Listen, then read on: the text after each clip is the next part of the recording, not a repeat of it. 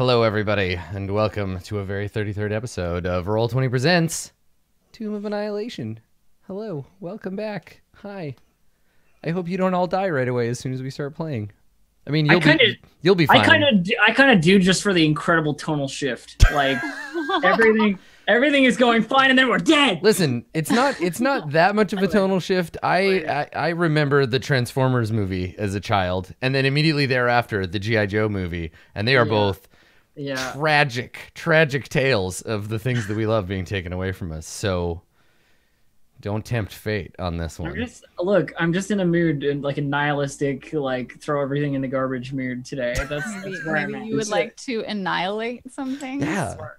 I would like to get to level 7 and then die. Yeah, that would be okay. Well, we have to survive this night, this horrible, awful, terrible night. Just put that on my headstone when I die. Like, here lies Adam. He was 12 XP short of leveling up. If he'd only hit one more level, guess I failed my death save. Well, hello everybody. I don't intend to succeed on any of my death saves. If this is your first time joining us, hello and welcome. You're 32 episodes behind, but we'll introduce you to the characters and you can jump in and you can watch. Over here, look. I know her name is Elf, but she's not an elf. What is your character? Tell us about your character, Distracted Elf. Well, you know, my character is Ishi Snaggletooth. She's a kobold fighter, level 5, and a kobold rogue, level 1. So she's the only multi-class, I think, in our team. Wait. Do you have... You're a kobold fighter, and like, what if you were a different rogue? What if you were an elf rogue? It's not possible. Yeah, definitely. No. I'm confused by everything you said. You don't normally sound like that when you say those things. I was wondering if anybody was going to say anything when I... It's fine. You were introducing your character as you. I was weirded out by how strange it feels calling you by your full name. I was like, this is Distracted Elf. And it's like when your mom gets mad at you and they're like, Adam Kenneth, clean up your toys. And I'm like, oh, Mom. Adam Kenneth. Yeah. I was like, whoa, I'm not mad at you. This is Elf. Whoa. Full name, Distracted Elf. We just learned Adam's middle name, chat. You didn't just learn it. Everybody knows my middle name's Kenneth. It's my dad's name. Do they though? Yes. I don't think that everyone knows. I've talked about this like multiple times. You need to watch my stream more. You're a bad friend. I don't watch your stream. I've watched every one of your streams for 3.5 years. On the other side here, the world's worst friend, it's Blue Jay. Blue Jay? Okay. I might Whose be middle the name world's is worst Jerk, friend, apparently. worst friends. My middle name is Jean. Excuse me. So your name is Blue Jean Jay? All right, Blue Jeans. All right. Anyway. My character doesn't have a middle name. Their name is just Arcturus Vuvaxith. They're a Triton Tempest cleric. And I have a special guest today. It's a tiny doggo. Yeah. One tiny dog's not enough. Honestly, it just looks like a pile of clothes. Yeah. like I get that you're pointing at a living creature, but it doesn't look like it. No. Yeah, it does really just look like some garbage on your chair. Yeah. Speaking of garbage in a chair, down there's Dave. There's Dave. This is great. These segues are perfect. Whoa, that was harsh. That's a harsh burn. Yeah. So, Dave, I wanted to congratulate you on this video game that came out today, celebrating your people. Yeah. So yeah. Detroit become me. Detroit become Dave. Tell us about your character, Dave. Yeah. I'm playing a human sorcerer. A human sorcerer draconic ancestry, a human sorcerer draconic ancestry, brass dragon fire level 6. Excellent. I know what all of those words mean, but not in that order. Yes. Also, draconicancestry.com sounds like a real website. Go there. Or maybe don't. I don't know. I haven't looked at it. You're on your own, chat, if that's a thing you just did. Don't listen to what streamers tell you to do. Last but not least, the silent backbone of our party. The damage absorber, the punching bag, also playing a punching bag. It's Andrew. Andrew, tell us about your character. I mean, why you gotta do me like this, Adam? Why you gotta say that I'm a punching bag? I'm so much more than just a punching bag. I also carry all the stuff. That's true. And talk to animals. Yeah, you're like a mule if you're allowed to punch the mule. Also, don't punch your mule, kids.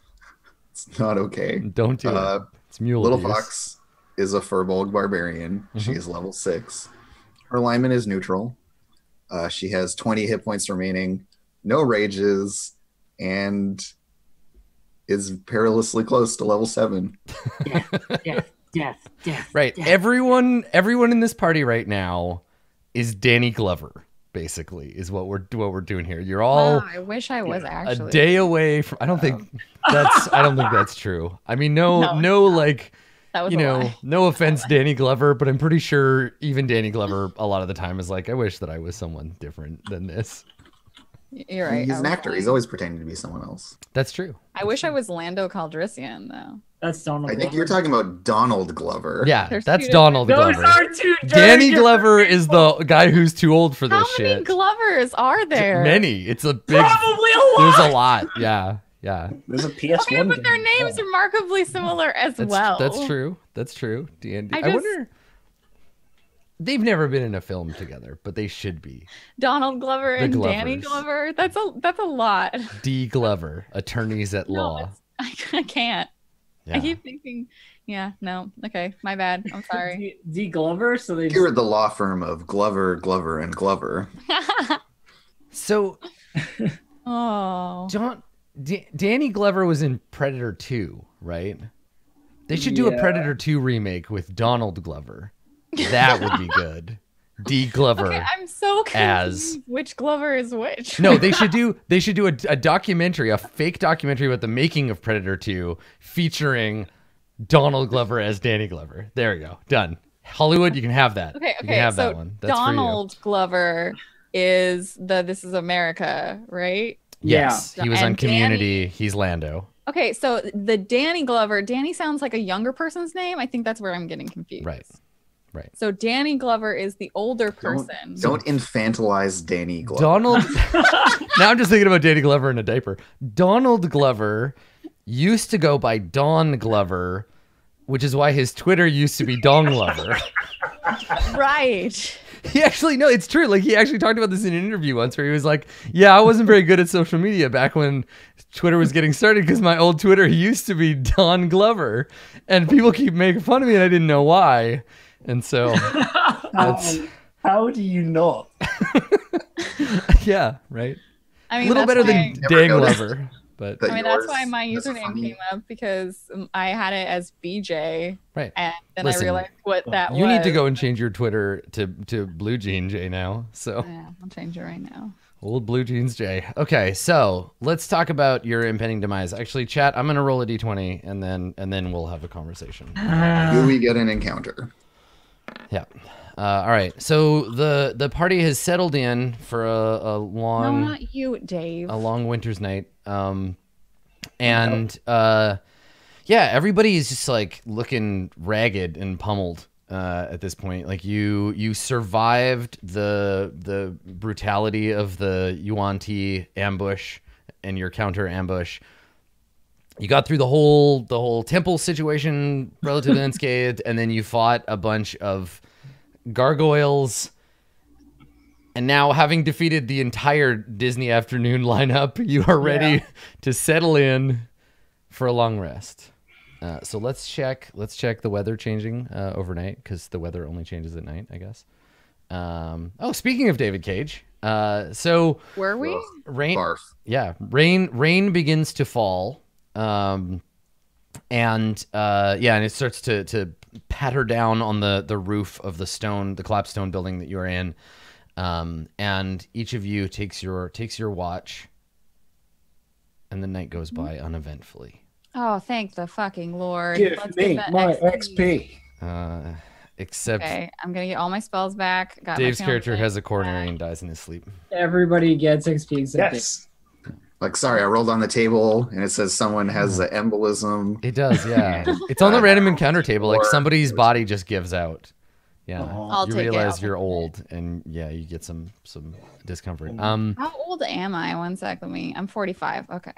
How old does a fishman like you live? Fishermen live till be like 200 or something. They're only good like a day or so outside the freezer, but after that, Wow. you don't want to. All right, everybody gets 1,100 experience points. I'm kind of young for a fishman. Woo. 1100 experience. So go ahead and add that up. Did everybody level? Some people level? I definitely did. Yeah. Yeah, I think I everyone leveled. did. Because everyone should level, I think. What's the threshold? 23,000? 23,000. 23,000. Damn. Okay, I will make note. I need a little like paid stamp because I keep writing them down. All right, so this is paid. You've been paid for this. Paid out. Invoice resolved. Let's talk about leveling up. Ishi, what are you doing? Ishi, are you taking a level of another level of rogue? Yeah, I have a cunning action now. Okay, so for that level, we need 34,000 experience points. Yep. Your options have just increased dramatically. So that's good. Dragon. Oh yeah, I'm gonna roll for HP. I'm gonna do it. Okay, well hang on, it's not your turn yet. I know. Are you Elf? Are you gonna take the average? Yeah, I think so. I can't change the number on the rogue thing on my sheet, but I can change the one on fighter. I don't know. Let me why. take a look for you. You may have to do it. I think with multiclass, you do it in the little gear section of the sheet. Yes, yeah, you do. Okay. So click on the gear on the character sheet. Check it out. It's that hot tutorial content. Click on the gear I got it, and then change that 1 to a 2. There you go. I get a new spell. I'm so Excellent. Okay. So are you gonna take the take the average? Or you want to roll? I've got it's a D6 for rogues or D8. Mother of God! I keep forgetting how good your stats are. Jesus Christ! Let me check. Holy crap! You have an 18 Constitution. Ishi Snaggletooth is a god. It's a D8 for rogues, so I'll just take the 5 plus 4 and get a 9 on that. I think. Whew. Yeah, it's a D8. Stats are giving me the vapors over here. Fuck. All right, cool. Congratulations on being great. Okay. Yeah, that's why we don't want Ishi to die. It's not because she's entertaining. It's because she's got really good stats. Ishi is the chunk flunkins of this party. That's just how it is. Okay. Little Fox, level up on Barbarian. Barbarian 7. Yep. What do you get? Feral Instinct, Mm-hmm. which is advantage on initiative rolls. Which is different from Will Feral Instinct. Additionally, if I'm surprised at the beginning of combat and I'm not incapacitated, I can act normally on my first turn, but only if I enter a rage before doing anything else. That's right. Yeah. So you get the. Can you remind me? Surprise. Yes. What is the hotkey or whatever for dragging things from the SRD into my character sheet?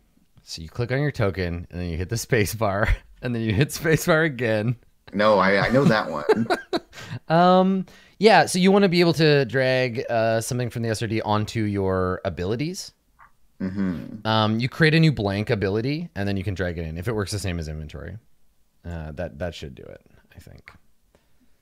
All right, it did not do it. No, let me try for you. You want to drag Feral Instinct? Yeah. Okay, let me see. I don't do any of the like character side stuff, so let me try here. Why the hell is there Sleet Storm and then Ice Storm? Why are those two different things? Because sleet and ice are different things. I don't like it. I'm sorry. Don't be fatuous, Anna. Impossible. Okay, there is a way to do it, but I've actually never done it. So okay, y'all continue and we'll figure it out later. We'll experiment. Yeah, it's in the little help doc or whatever. Okay, Arcturus Vivaxeth. You're taking a level of Cleric. Okay. Hmm? Yeah. Good. Level 7 clerics. And with 7th level, I get a 4th level spell. My 2 Tempest Domain spells are Control Water and Ice Storm. I'm gonna take I get to prepare another one, which I haven't figured out yet.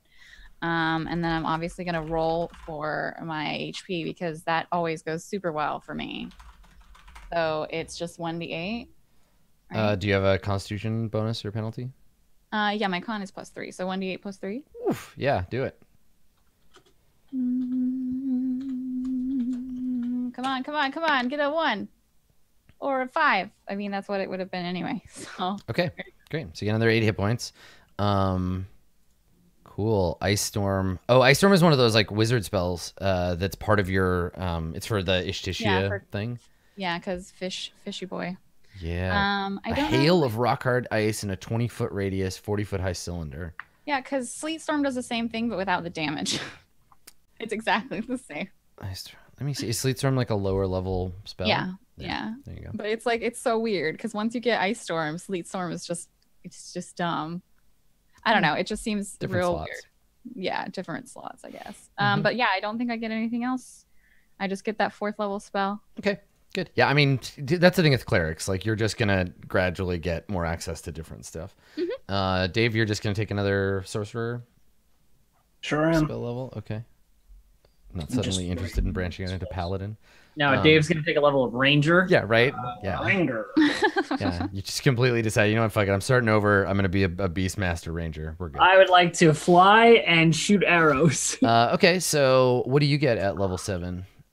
There, sorcery boy. I get access to 4th level spells. Nice. That's it. Okay, what's a good 4th level spell? You got any really cool ones? Yeah, Wall of Fire. Wall of Fire. Yep. Excellent. He's a good boy. Yeah. And I'm going to change up one of the spells that I had. I was going to... I'm getting rid of Scourging Ray because as okay as that was, I want to get Chromatic Orb back because it was just too versatile. And I've been missing it a bunch recently. Okay. Sounds good. Okay, I got my macros for the day all warmed up. It is heavy rain today, so Ishi, you can see fine. I guess I should give Orvex his hit points back. I guess he gets a long rest too. I don't remember how many hit points he usually has. Oh well, here you can have 30 hit points, Orvex. There we go. Okay, so yeah, so it's heavy rain today, pummeling down. All you're going to be able to see is like large objects that are fairly close up. So if you do run into anything, it'll be at a short range, but they'll also be hindered by the rain. And if anything goes wrong, you can blame it on the rain. So what is the plan for today? What are you going to do? Talk to me about your ideas here, friends. I mean, I feel like we're going to one of the 2 temples. Yeah, I see some green X's on the map. So you want to go? What we believe to be temples at the very least. Okay. Yeah. I guess we're going to go to either. I mean, I think we're going here, right? It doesn't matter which order. I don't think hugely. Yeah. Okay. So, which, yeah, I mean, I know it doesn't matter like right now, but which one do you want to go to? Let's go to this one. Go that way? Okay. How are you going to cross this fast flowing river? With the tree that's falling There's a across tree over there, yeah. Okay. Yes, check that boy out. Yep. So once you reach the river, you head up that way. Yeah, you find that it is at this point like fast flowing. If you look to your right, there is the vast plumes of steam, because basically you're adding an unending supply of water to an unending supply of heat. So it's just clouds of steam pouring up out of this crevasse. The river flows by rapidly, swollen by the heavy rain, and yeah, and when you approach, there is this tree that runs across. Now, Ishi, you're light and quick and dexterous, but your friends may not have such an easy time getting across that. It's like 8 feet across, give or take. So I'm just standing in front of this tree right now, and I look back at everyone, and I'm like, seems doable. I am not so assured of. What is the distance that we're crossing here? Yeah. The total distance across, you would guess to be That's a good question.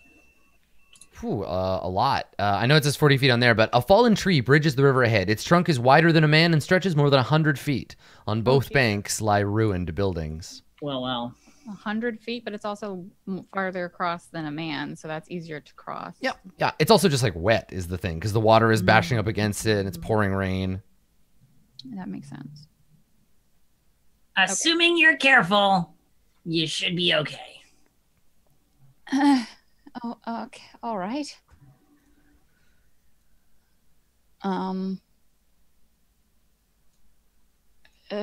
We should just. Yeah, if somebody wants to do a guide rope, I wouldn't say no. That would be very helpful. Just something to put my hands onto. I'm not the best balancer. Do we have 100 feet of rope? I feel like that's gonna be difficult to drag across here. We have 100 feet of rope. We got 150 at least. So yeah, either we cross this bit with the tree, which is very near the waterfall, or we attempt to cross where it's more like marshy and then come back. I think this is probably the best bet. I will remind us that we have a spell that lets us walk on water that can be cast as a ritual. Yeah, how does walk on water work when the water is moving very quickly? Let me take a look. Like those walking moving on a walk- conveyor belt. like those Yeah. moving You can, walkways you at the can move airport. across any liquid surface such as water, acid, mud, Yeah. snow, quicksand, or lava as if it were harmless, solid ground. Yeah, it's harmless and solid, but it's moving. It's like a conveyor belt. Yeah, it doesn't say anything about if it's moving water. Yeah, or like running across a treadmill. Wait, you can walk across lava as if it were harmless, solid ground? That's awesome. Lava will still. I think take we the had shot. a brief conversation Damn about it. this. This is the dragons on the surface of the sun thing. Like, yes, being able to walk safely on lava is one thing, but the superheated air that's coming off the lava would still kill you. Like, Yeah. Yeah, it's still really hot. You still have to deal with that. And why is that relevant? Why does it even say? Is weird. Because you could. yeah, If you just have to some other protect yourself in other ways. Yeah. Yeah, So anyway, working like- it's a conveyor belt, basically. You could run across. Well, you can certainly do that. It's back up. Sure. Yeah, I still have it prepared. If that would make us feel safer. Certainly would for me, if you wouldn't mind. We could still walk across the tree. It would just make the slipperiness probably not as big a deal. It's a good backup if you fall off the tree, because then you just bonk your butt on the water, and then you have to get up and get off of it before you get swept off the All cliff. right. Well, before we attempt this, then I would cast Water Walk as a ritual. Okay. All right. So take the 10 minutes while we're like having this conversation, and then we like stop, and I'm just like, all right, I'll ask Istitia to let us walk across the water. And then before I attempt to cross the thing, I'm going to ask Istitia for a little bit more help because I'm not great with this. Okay. All right.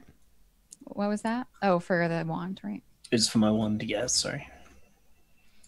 Okay, so I guess we'll just do the thing. Normal, no advantage. I'll cast guidance on myself. Sure. And then just go for it. Wow. Thank you, me. I got a +1 to, what would it be? Acrobatics? Athletics? To cross the thing? It will be acrobatics, yeah, for balancing. It's like a balance beam. And I don't have any disadvantage to acrobatics. It's just sneak, right? For Yes. armor. Okay. Yep. In this edition, it's much. I'm going to use my inspiration because I don't want to fall off of this. Okay. I get a 19. Okay. All right. So you start making your way. You start making your way across. Mm-hmm. Okay. Who's next? Yeah, 9. Oh, dear. Okay. All right, easy. So you start making your way across, and yeah, it's too slippery. Your little claws can't dig in, and you slip and you tumble off, and you expect to go like splash into the water, but then you bounce off the surface. Maybe me casting Water Walk actually made it harder for you because Right. yeah, the claws were not able to dig into the parts where it was wet. Yeah. It's cool. I'll just run across after. It's all good. I'm just gonna run. Okay, so you're making your way across, and it's slow, so you're like getting kind of swept down ways a little bit, but you're making your way across, so that's fine. Yeah. Okay, all right. Who's next? I'll go across next. Okay. Nice. Wow, good job, Malik. That's what I was gonna say. You're doing great. Good He done it. He didn't even use a magic spell to cheat. I was just gonna fly across. I'll let Orvex go first. Okay. Orvex go last. Oh, All right. So I'll roll for him, and he's got like a +1. Okay, nope. Orvex slips and falls like an idiot, and he lands on his butt on the Bruises other side. his tailbone. Yeah. get up. And Arcturus is like on the other side, and he's like, "Oh, just like hemming and hawing, and you know Must you always make those noises? what? I'm sorry. Just so concerned. Yes, we know. So what happens to Orvex when he falls off? Is he doing? Oh, okay? he just falls prone, and he gets up, and he's kind of like tumbling a little bit, and he gets butted up against the tree trunk, and he's like trying to climb back up on top. The walk on All water right, thing probably helped us. I will try to cross, and when I get to where Orvex is, I will help him back up onto the log. Okay. Yeah. I get a 17. Nice. Okay.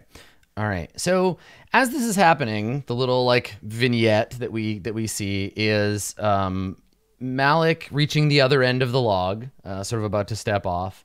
Ishi making her way across the river, water walking. So you're almost there. It's slow going because you keep stumbling. In the middle of the log, we have Little Fox reaching down and pulling Orvex up. And that's when you hear the roar. It is loud.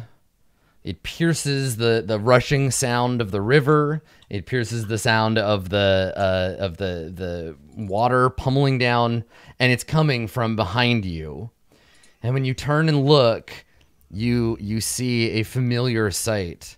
You see the feathered crest, the broken teeth, and the scales of the King of Feathers. Oh my god, is it Zombie King of Feathers? Bursts out of the trees. And yes, you can see he still bears the dripping wounds that you dealt him. His jaw hangs open loosely, and and he's pissed. And he bursts out of the trees.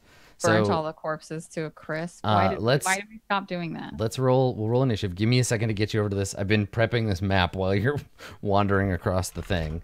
Why did we stop burning all the corpses to a crisp? Whose idea was that? Also, Someone who wasn't me. Let's just hope he doesn't also have 17 zombie Dionysuses with him again, and 43 UNs with arrows. y'all are missing the most important factor here, which is Double that Bag of XP. Nails could have had another chance if he hadn't fought us. He could have just hung on. Yeah. Would have been like, yeah, you get this one, homie. I Here mean, you go. Bag of Snails got what he wanted. And Bag of fails, please. Bag of Snails is dead now. So it's what he wanted. Bag of fails got bag of impales. I get it. It's good because they sound similar. All right, let me grab you and drag you over here. Zombie bag of nails. Yeah. Bag of nails comes back. He's all like, even in death. I'm still pissed. All right, friends. So you can see how this situation is. I think what you're all forgetting is that we can just kill him again for double XP. Like this, Oh, heck. Double XP. yeah, So because- gathered at his feet, you can now see that there are two dead tabaxi staggering towards you, claws out. And there's a dead yuan-ti. You can see it's like slithering forward on its tail body, and it's all dissolving. See, this guy he's downgraded his powers. We already fought a zombie Tyrannosaurus. It's fine. It's no problem. So let's maybe roll. he's a zombie Tyrannosaurus with Misty Step. You don't know. I mean, that's fine. Maybe he barfs out zombie hornets. Zombies. Oh no! Don't even. See, the thing about zombies is that when they sting you and then they die, they're already dead, so they keep stinging you. That's right. They just keep stinging. Okay, let me pop the initiative tracker here. Now you could try to run if you want to, or you can. Stick Oh, around. I'm so ready for this Tyrannosaurus. I'm sorry, Adam. This is guy. D&D. Right. we're Well, I'm gonna just fight saying it. that like you have a pretty good lead on him, so In no conceivable way can we outrun this motherfucker. That's true. He's fast and big and I scary. don't think so. Okay. Little Fox, you were trying to help Orvix and it distracted you. So I'm going to point out that I rolled a 5 on my initiative with advantage. Brilliant. I rolled a 1 and a 2. I'm really glad you have that new ability for rolling advantage. I know. I'm really feeling the impact. It's going good for you. That's all right. You didn't get as bad as the zombies who got a -1 initiative. That should mean that they don't get to go, I No, think. that's not how that is. Zombies are so low in the initiative order that they never get a turn because the highest initiative rolls around before their low initiative. So they're at the bottom. Yeah, so this zombified, dripping, dead king of feathers bursts out of the trees, roaring, and you can see on its forehead the painted mark of Ross and C. Ishi Snaggletooth, it's your turn. What do you want to do? Ross and Seth the worst. So, Snaggling good. do I have to have a bonus action to do the dodge action? I feel like I do, right? I feel like that's the thing. Like, I've got my book right here. I don't I'll take understand. What do you mean? Like for well, cunning? because I can move and then I can cunning action dash and then I could dodge action, right? But that's assuming that I don't need the bonus action for the dodge action. Your quick thinking and agility allow you to move and act quickly. You can take this bonus action That's on a each of bonus your action. turns in Yeah. combat. Dodge would be your full action, so it would be like move. It's Cunning dash, is disengage, dash, and then Yeah. your full action could be dodge. Yeah. Yeah, that's what I was planning. So I'm gonna move and dash to here. Okay. Like all the way across the water. If I'd got So the water, because it's moving, the water is actually difficult terrain. You can run across the top of it, but you're slower. It's like running up a down escalator. It's like running sideways across a series of interconnected conveyor belts. Never mind, I can't do It's like shit. that one Heroes map that we hate. Can I make an acrobatics check to acrobatics my way across the No. difficult terrain? Okay, well cannot. then fucking whatever. I moved to here. Okay. Or sorry, here. And then that's it. That's all I can do.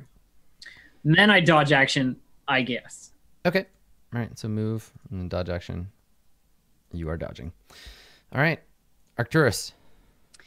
I will, let me just see. So for clarification, in order to get back on the log, wait, let me just check this spell 1 sec. I think it's touch. Yeah, it is. In order to get back on the log, I'd have to like move several paces over here, or like You could like jump from here onto this like branch of the log. that sounds like a horrible idea. Oh, I can walk on water. I can just walk. You could to just there. walk. Yeah. Okay. Yeah, this is all just weird blue sand in the Yeah, middle. pretty much. Exactly. So it would Okay, I be can't. 10, 20 feet for the first 2 squares of water. But I have a swim speed. But you're not swimming. You're standing on it. That's true. It's land. You would be faster You could. if you were in the water. I would be faster if I was in the water. Okay. Can you Well dismiss then, it on yourself, or would you have No, to no, dismiss it's the it whole on spell. everyone? Yeah. Okay. well, I don't think I can do that then. I want to, but like, it's very far away. That's also touch. So, nope. I guess I'll just What are you do doing? some damage then, because it's still far away. How far is this? 120 feet? Sure, I will guiding bolt that big. Oh, he's more than 100. He's 135 feet away from you. So like either way, I need to get closer or wait for him to get closer. Can I hold action a spell? I don't know. Yes. I think you can. Yeah. It takes concentration, however. Okay, that's fine. I'll hold action a And if the trigger doesn't happen, then you lose the spell. and the spell slot. Correct. And if someone else is also in range, I can't like take it back, can I? Huh? No, you set the Like if trigger one of- and no. Yeah. Okay. I could just destroy the log, and then the he can just probably hop across. It's not going to be a big deal. Oh, he for him. doesn't care That's- about the water. No. That's he's fine. huge. I will just say when the King of Feathers comes within 120 feet of my current location, I will guiding bolt level 1 him. Okay, and then otherwise you're staying where you are. I will move a little bit closer to the action. I will take my full move action. So that's 10, 20. I can get like right barely on the log, I guess. Okay. Sounds good. So do you want to climb up on the log? Yes. Okay, make an athletics check. Athletics check to clamber up on the log. I get a 6. No, you don't. You fall, and you are prone. You fall on your butt.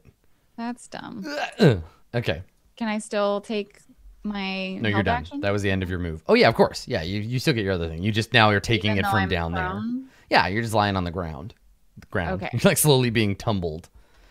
Okay. All right. So, You're like a hot dog on one of those convenience store hot dog rollers. yeah, I think what happens is anybody who's on the water, if you're prone on the water at the beginning of your turn, you get moved slightly downriver, and then you can stand up. So I'll move you at the beginning of your next turn. Okay, so the king. Oh yeah, he's within range now anyway, but that's fine. So the king is going to move. Let's see. He moves 50 feet. Go ahead and make your guiding bolt. Okie dokie. It did no. No, you miss. Okay. Probably because I'm on my ass. No, I'm sure you can blame that if you want. I'm going to. Okay, That's that sounds good. That's a good reason to miss. It's because I was on my butt. All right, so the King of Feathers, yeah, still like this is all one movement, right? Roaring, coming forward, spews up a bunch of bees as he does. They're just spilling up out of his mouth. So he horks up the bees. I'll add them to the initiative order because they go right after him. I don't believe it. Hey. He's Okay. got all these extra holes now, probably. Yeah, so right. they There's bees coming out of coming out of the side of him. That's a great touch, right? Just like coming out, and then he misty steps. He can misty step 30 feet, so he does that. Let's see, can he get close enough to a little fox? Doesn't look like it, so he'll pop onto the shore over here, and then he will attack. The bees are in action. Remember this from last time. So right? on the character sheet, they're not. So but they just you said recharge. You said you looked it up and that they were last time we fought him. No, I used it once No? as a non-action, and then I was going to do it again, and I just didn't. But yeah, like the way the character sheet I'm using, what's in Roll20, it's not listed under actions. It just says when he's not grappling, he can exhale a swarm. All right. And he can do that. Within 20 feet, so he'll do that way. Okay. So he moves, and then he's gonna attack you, but he only gets one attack because you are. I'm only one target. Yeah, there's only the one target. So he's gonna try and bite you. He has disadvantage. He does. Because you're dodging. Yeah. And you dodge. Yeah. It rolls so many dice. So Nicely done. big teeth snap down in front of you, and yeah, you duck, and he doesn't get you. He smells terrible. He's gonna smell even worse when he's awful. dead a second time. All right, the swarm of insects. They are going to move. They can move 20 feet. Didn't they just move? No, he spits them out 20 feet away from him, and then now it's their turn. I see. Okay. Yeah. So they are going to go for the nearest target. They're going to swarm onto you. And they're going to bite you. So you get swarmed by zombies. And they get you for 7 hole piercing damage. Okay. Wow. All right. Ow. Malik, it is your turn. Okay, I'm going to quick spell Fireball to hit the King of Feathers. A fireball? Yep. Just him? Yeah, I just want to do damage right now. Okay. So let's cast that. Has that got my +5 in it? No, it does not. So that's 35 damage. Okay. As a clarification, I checked in between sessions. I get to add the damage once per spell. So since I'm quickening, spelling out the fire bolt after this to do more damage, I can add the +5 on that as well. Okay, yeah, go for it. So I'm going to roll to hit here. And a 19 for 18 further damage. Okay, So great.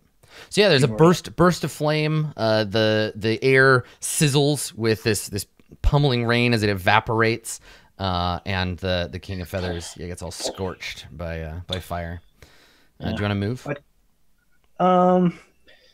Yeah, I'm gonna hop off the log onto this end because I've already made the roll and stuff to get across. That's it. Okay. All right. Little Fox. I'm gonna rage because I'm being stung by a million bees. It makes me very angry.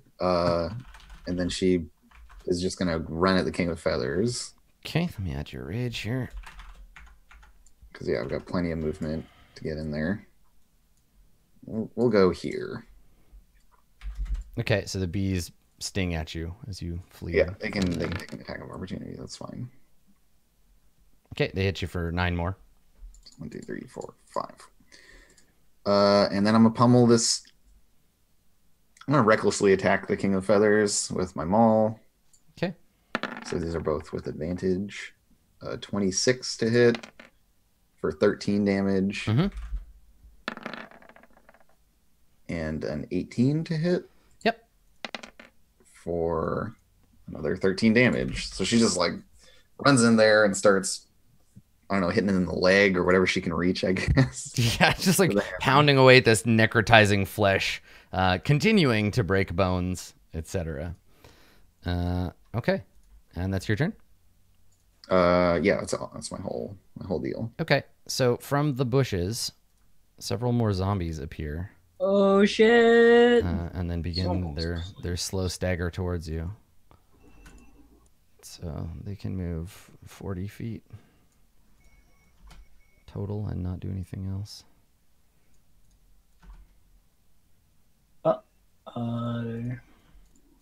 Zombies. It'll be okay. Yeah, don't worry about those. Except they're super zombies with super tetanus. It's like regular tetanus, but super. All right, so yeah, they're all just shambling towards you, groaning, reaching for you. Ishi, it is your turn. I am going to move a little closer to our fluffy king here, Mm-hmm. and then stab him with a sword. Okay, yeah. Several times. Do you want to get on the shore, or can you? It doesn't matter now. I guess it doesn't really matter. It's cool. Rapier for 19 is a hit, I guess. Yeah. 8 damage. Okay. And then again, is 11 a hit? That's a miss. Oh no, I have pack tactics. Yes, you do. Yeah, 11 will be a miss, but a 17's a hit. 17 is a hit, yeah. 10 damage. Okay. And then yeah, that whole thing for a d6. That's not the right one. There it is. Just 3 damage. 3 more? Do you get Okay. 2 now, or how does? No, I don't. It's scaled. It's Not scaled. per level. I get I haven't been a 2d6. I get 2d6 at level 3. Yep. Mm. Okay, so that was part of a move action. Your main action, what do you want to do with your bonus action? Blue Jay, did you say you wanted me off of the? No, you've got an hour of water I walk. can like go over there. That's fine. I just didn't remember how long the spell lasted. It's cool. You have an hour, so it's fine. And for my bonus action, I will stick my tongue out at it. Bleh. Okay, great. Arcturus, it's your turn. Do you not want to dodge? You can't dodge with a bonus action. I can dodge with a bonus action.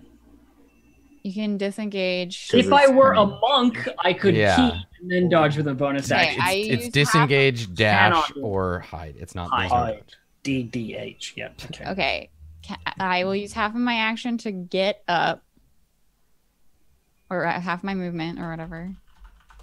And then I guess try and get on the log again. Yeah. Oh, so you started your turn prone, so you do actually you Use do half roll. my movement to get up. Hold on, before that happens, at the beginning of your turn, Oh, I roll down. You get swept downriver I hot slightly. dog roller. Okay, there you go. So you start your turn there. I hot dog roller down the river. You tumbled down the river. Then And you can I spend use half your move of to my stand. movement to stand. Got it. There you go. And I hate that they're all on the other side. That's really annoying. Yeah. You're all too far I away. hate this. Stop being so far away, Zambos. Okay, what are you doing? Just gonna go straight. I can only. You could do 1 square because it's 15 to stand, so you can move 1 more. Why is everything so terrible? Yeah, at least Okay, you're you didn't fall down. 1 square Yeah. forward. Okay. And then I will cast Call Lightning. Okay. And we're at. I'm gonna cast it in everywhere, but the lightning bolt that it's gonna be right there. So the 2 zombies and the King of Feathers. And the King of Feathers, yes. Okay. All right. And I get 1 more because it's really rainy out. 1 more D10. So let me roll that. So the king makes the save. And takes half. Oh, yay. Of 19. So it's the same. Yeah. Good. Okay. And then So glad that it's storming out right now. The 2 zombies left and right both take 19. And how much? 9? Yes. Yep. Okay. Damn. Anything else, Arcturus? Nope. That's it. Okay, King of Feathers. Let's see if he recharges the bee barfing power. I'm just mumbling something about not again, this guy. He does. So we get another barf of bees. And they can be within 20 feet. So he's going to hork some bees up over here. These bees will move 40 feet onto Malik. I guess I'll move them on their turn. Okay, so the King of Feathers gets 2 attacks. Let's make that first attack against Little Fox. Try to bite you. Little Fox is like, not again. I have advantage. So 23 for 30 piercing damage. And you are grappled and restrained. And yeah. Jaws come down. She does her best fighting from inside the mouths of Tyrannosauruses. That's just her style. Yeah. That's how you take these things down. Really. Chomp. Yeah, so he chomps down on you. You take that 15 damage. And then his tail whips around. No advantage or disadvantage on this attack. This is on Ishii. Yeah. Bam. Hits me square. Hits with the tail. I am, however, going to parry. To reduce the damage? Okay. Reduce the damage. Sounds good. Yes. By my superiority die plus 5. So I'm going to reduce it by 11. Nice. Okay, cool. So you take 14 instead. Okay. The king will Misty Step over here behind the Zambonis. Now the swarm of bees. So the bee swarms fly after the casters. They don't get to attack this turn, but they will. Here, let me put that behind you. There you go. But they will harass and harangue you with their stinging and their biting. Jerks. Okay. Malik, it's your turn. Okay. Almost the same as last time. Quicken Fireball on. I mean, you're welcome to hit everything if you want, Dave. If you want to get that extra zombie and hit me, you're more than welcome to do so. I think I'll play it a little bit safe. We'll just leave that one zombie. I think it's probably better to not do the extra damage to you because it will be quite a lot. I know you got lots of health, but just in case this grappling stuff goes badly, Okay. so I'll hit Just this all of whole- the zombies. Yeah. Yeah. Okay. Okay, that's 42 fire damage. Nice. That's a decent roll. Okay.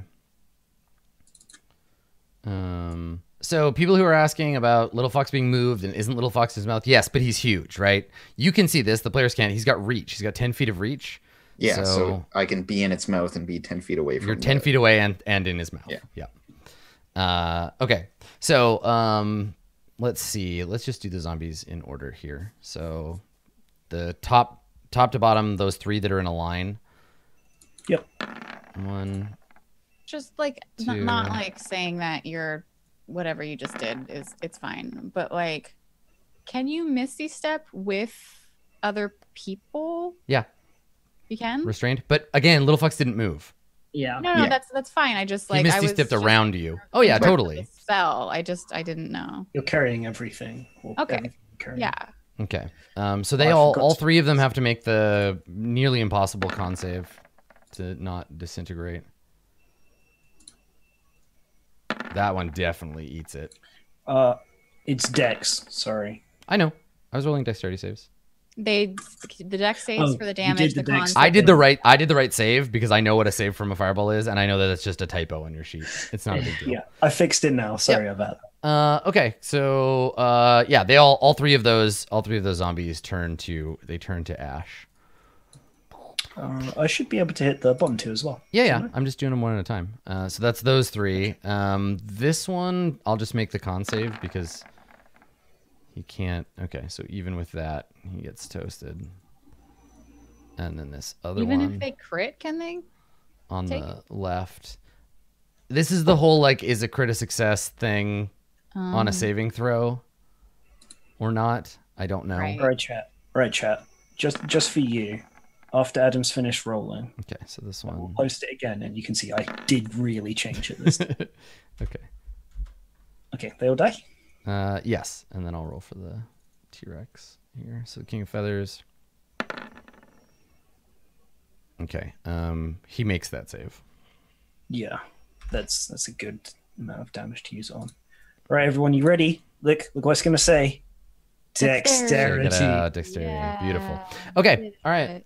And what I'm going to do with my action, because I quickened that boy, is I'm going to shocking grasp the bees. Okay. Sure. Just reach out Grabbing and- handfuls of bees. There's a 14 hit. Yes, a 14 does hit a handful of bees. Okay, for 14 damage. Okay. And since I can move slightly faster than them, I mean, 30 Yeah, feet. cue the Benny Hill music. Oh, they're not If I going to just chase keep you. shocking them every Okay. time. All right. Little Fox. Grappled, restrained, getting chewed on. Okay, so I can't move at all. Correct. So then I can't hit this thing. You cannot hit him. No, exactly. He can hold you at arm's length, and you're like trying to get him.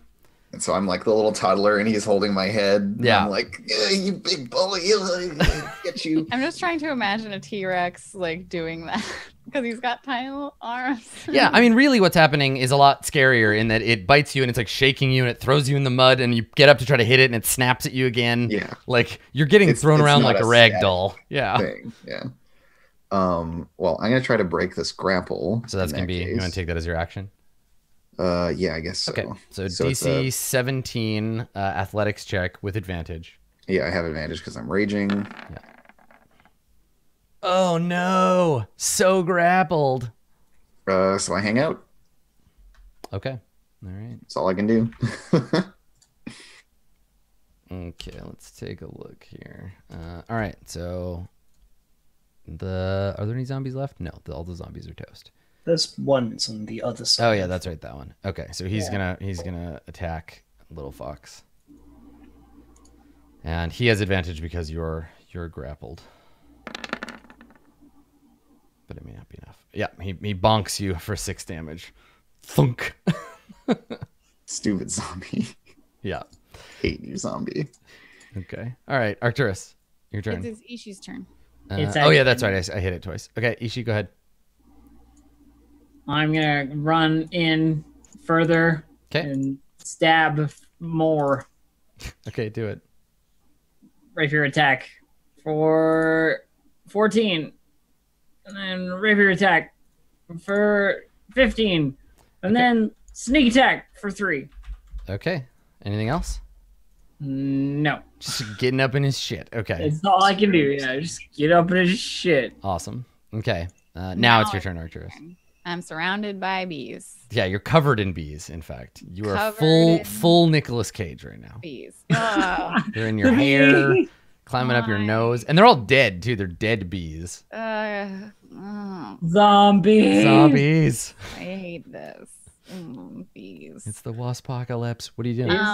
I'm gonna wave at them and cast call lightning behind this boy.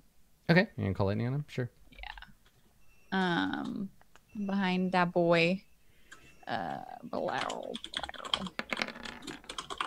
I'm gonna use my channel divinity to make that full damage, which is 40 lightning damage. Okay. That's fine.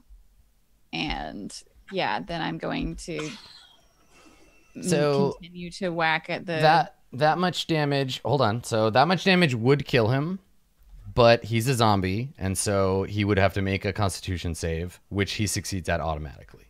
Okay. Oh, good use of the legendary resistance thing. Thanks, Dave. Okay, so I move away from the swarm a little bit onto this rock, and I'm still like, but I'm not gonna get out of there. Right. It's just like, get out of the swarm, but they're still clinging to you, and like, yeah. Okay. All right.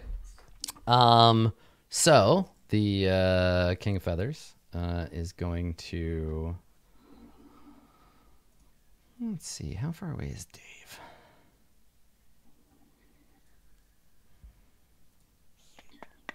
King of Feathers just gonna missy step towards Malik and eat our wizard in one hit. Yeah, it's true. Nah, he's chewing on Little Fox. He's gonna do it. He's gonna bite you. So with bite with advantage.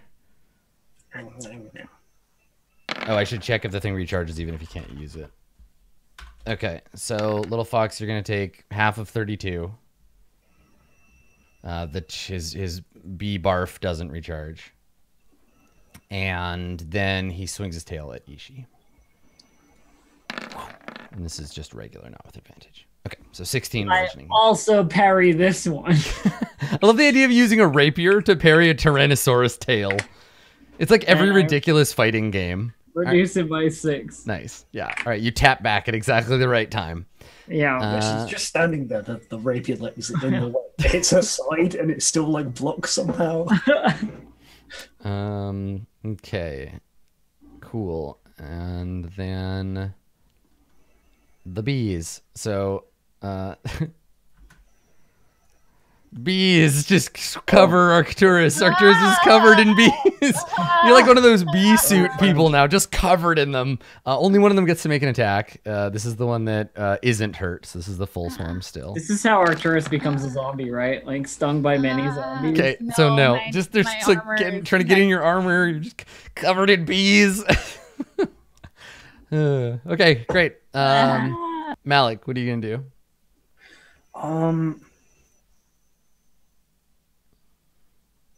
I was just seeing if I could be really cheeky with Magic Missile and make him. No, it's all one attack. Yeah. It's a good question, though. Yeah. Multiple spells will trigger it twice, though. Yes. Yeah, that's what I was just thinking. Do I want to spend some more sorcery points?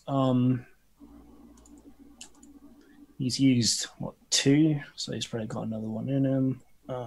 I would say do your first spell without the sorcery points, and then you can determine if you want to spend them for your bonus action spell after. I need to do them first, actually. This was pointed out to me. Really? The economy is very specific, yeah. Oh, so you have to decide if you're going to spend the sorcery points first? Yeah. I need to play more classes. I'm just so obsessed with clerics right now. I'm going to, yeah, because I don't want it to just keep eating and beating up the 2 others, so... I'll spend 2 more sorcery points.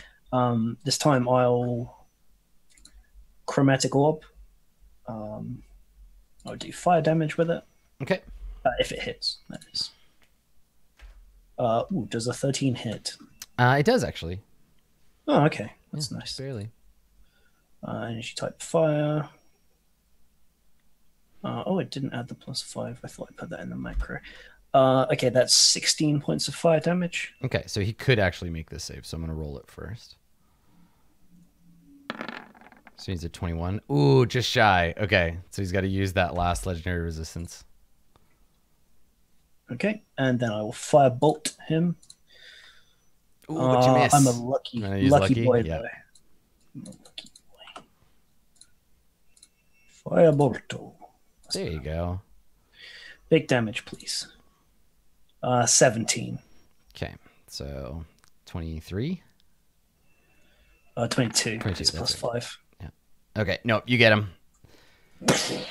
So yeah, the firebolt sears right through him, burns a big hole in his chest cavity, and he staggers back and forth a little bit, looks kind of confused, and then we see the false life fade from his eyes, and he topples over sideways in a messy pile. The necromantic energy animating his dead flesh, essentially just like he liquefies when he hits the ground. So just like a bag of meat and it splatters all over the ground, just dinosaur bones sticking up out of the gross flesh. Don't bother getting back up again. Yeah, there's not enough left of him this time. Do you want to do anything else, Malik? Arcturus is still covered in bees. No, I'll have to help you next time. I can help myself. Okay. So, Little Fox, you're no longer restrained nor grappled.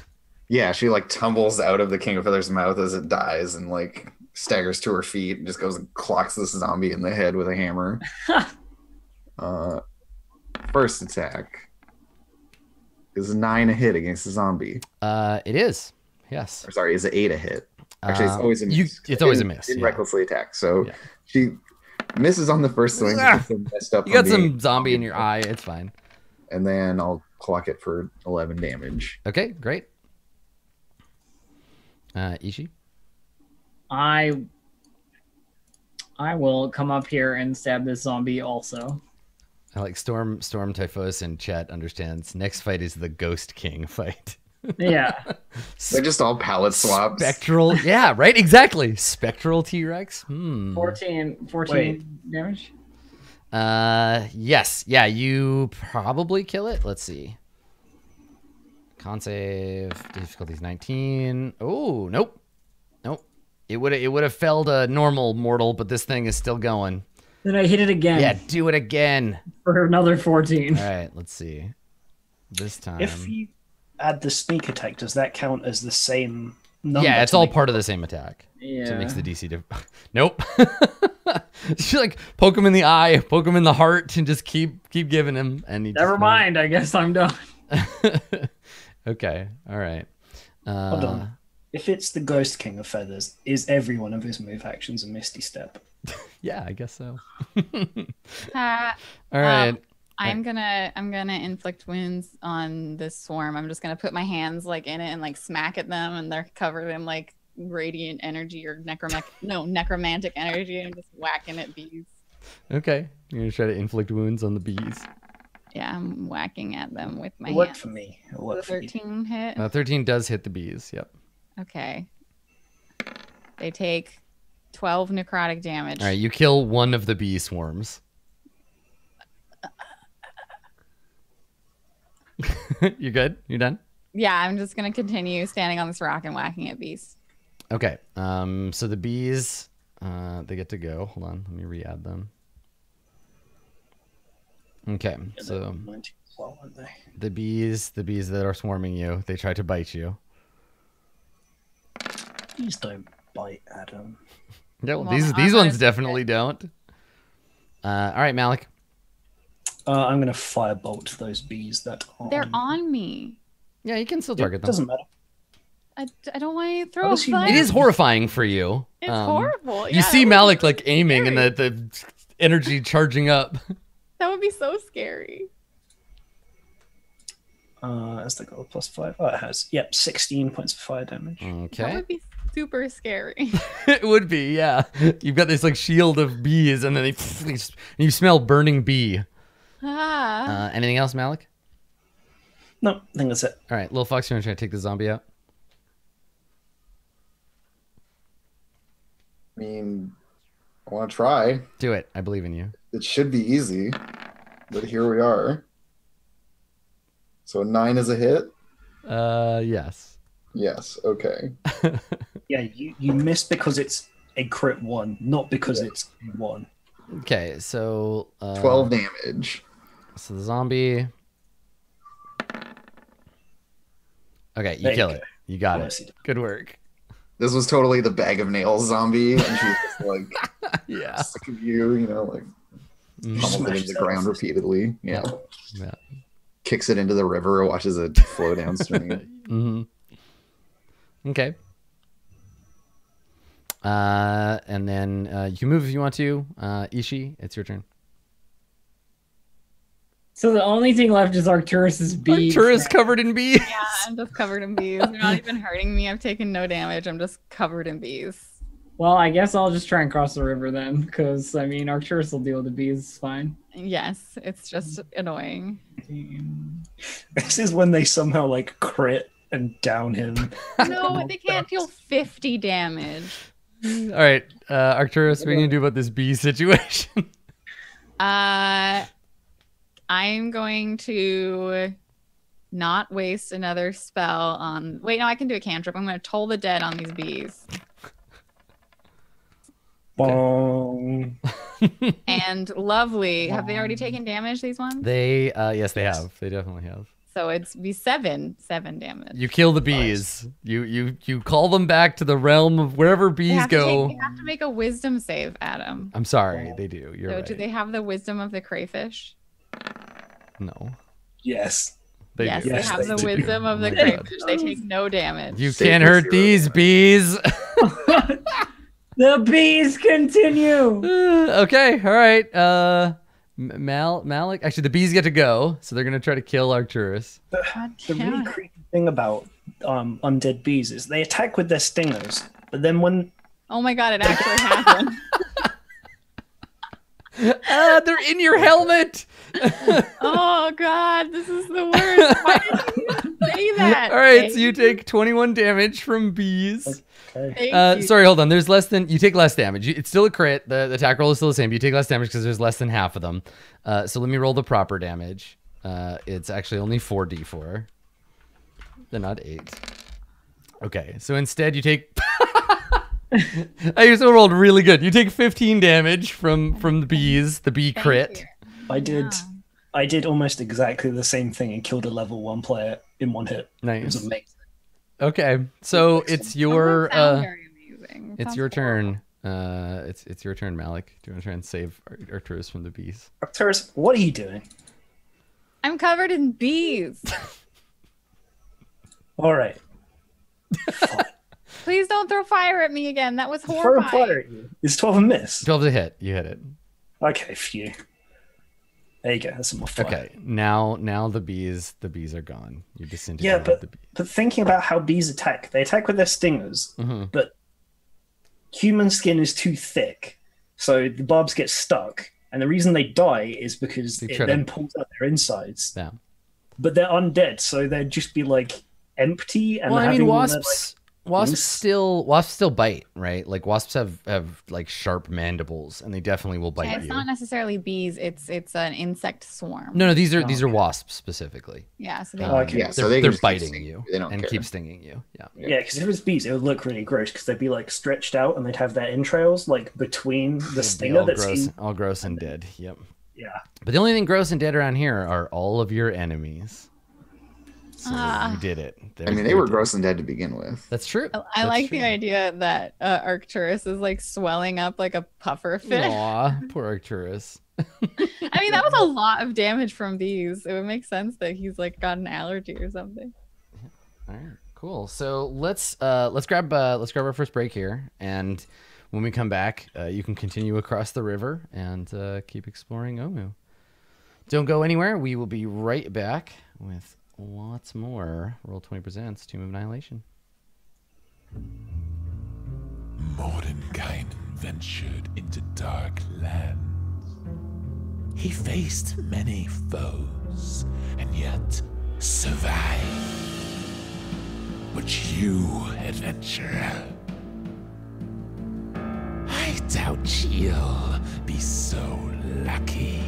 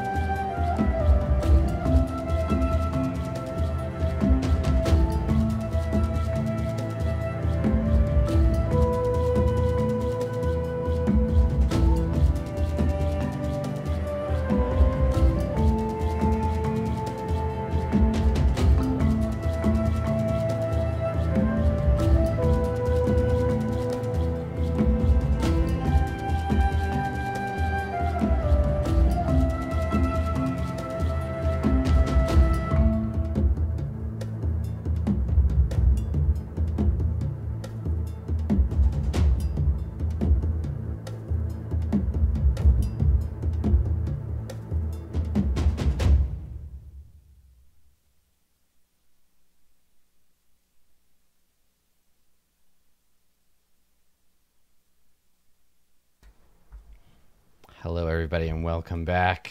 Going into part 2 of today's episode. So, who wants to fight the King of Feathers again? You want to fight him? He comes out of different woods. You killed his brother, the Archduke of Feathers, and now he wants revenge. All right. Yeah. So you pull Orvex up from his hiding place under the log, like crouched down, and the group of you reach the other side. And Orvex is just staring in awe, both of what just happened, of the arrival of the King of Feathers once more, but also at your martial prowess in dispatching the creature, not once but twice. And he says to you with that awe in his voice, he's like, when we first met, I couldn't have imagined you're a formidable bunch. Yeah, we're pretty all right, I guess. I thought certainly that if we encountered the red wizards that used to employ me, that, well, I would be begging for my life over your corpses at the end of it, but now I think they'd best look out. And he like gives you a swat on the shoulder, like, hey, yeah, you're tough. Yes, well, that's the thing about wizards. They don't quite grow in power in the same way that I do. It's like you trail off in a weirdly ominous way. Like everybody kind of looks at you just like, yes. Yeah. That's the thing about these wizards. The thing about wizards is, yeah, you can always crush them with a large rock. All right, the thing about wizards is, if you burn their book, they're just men.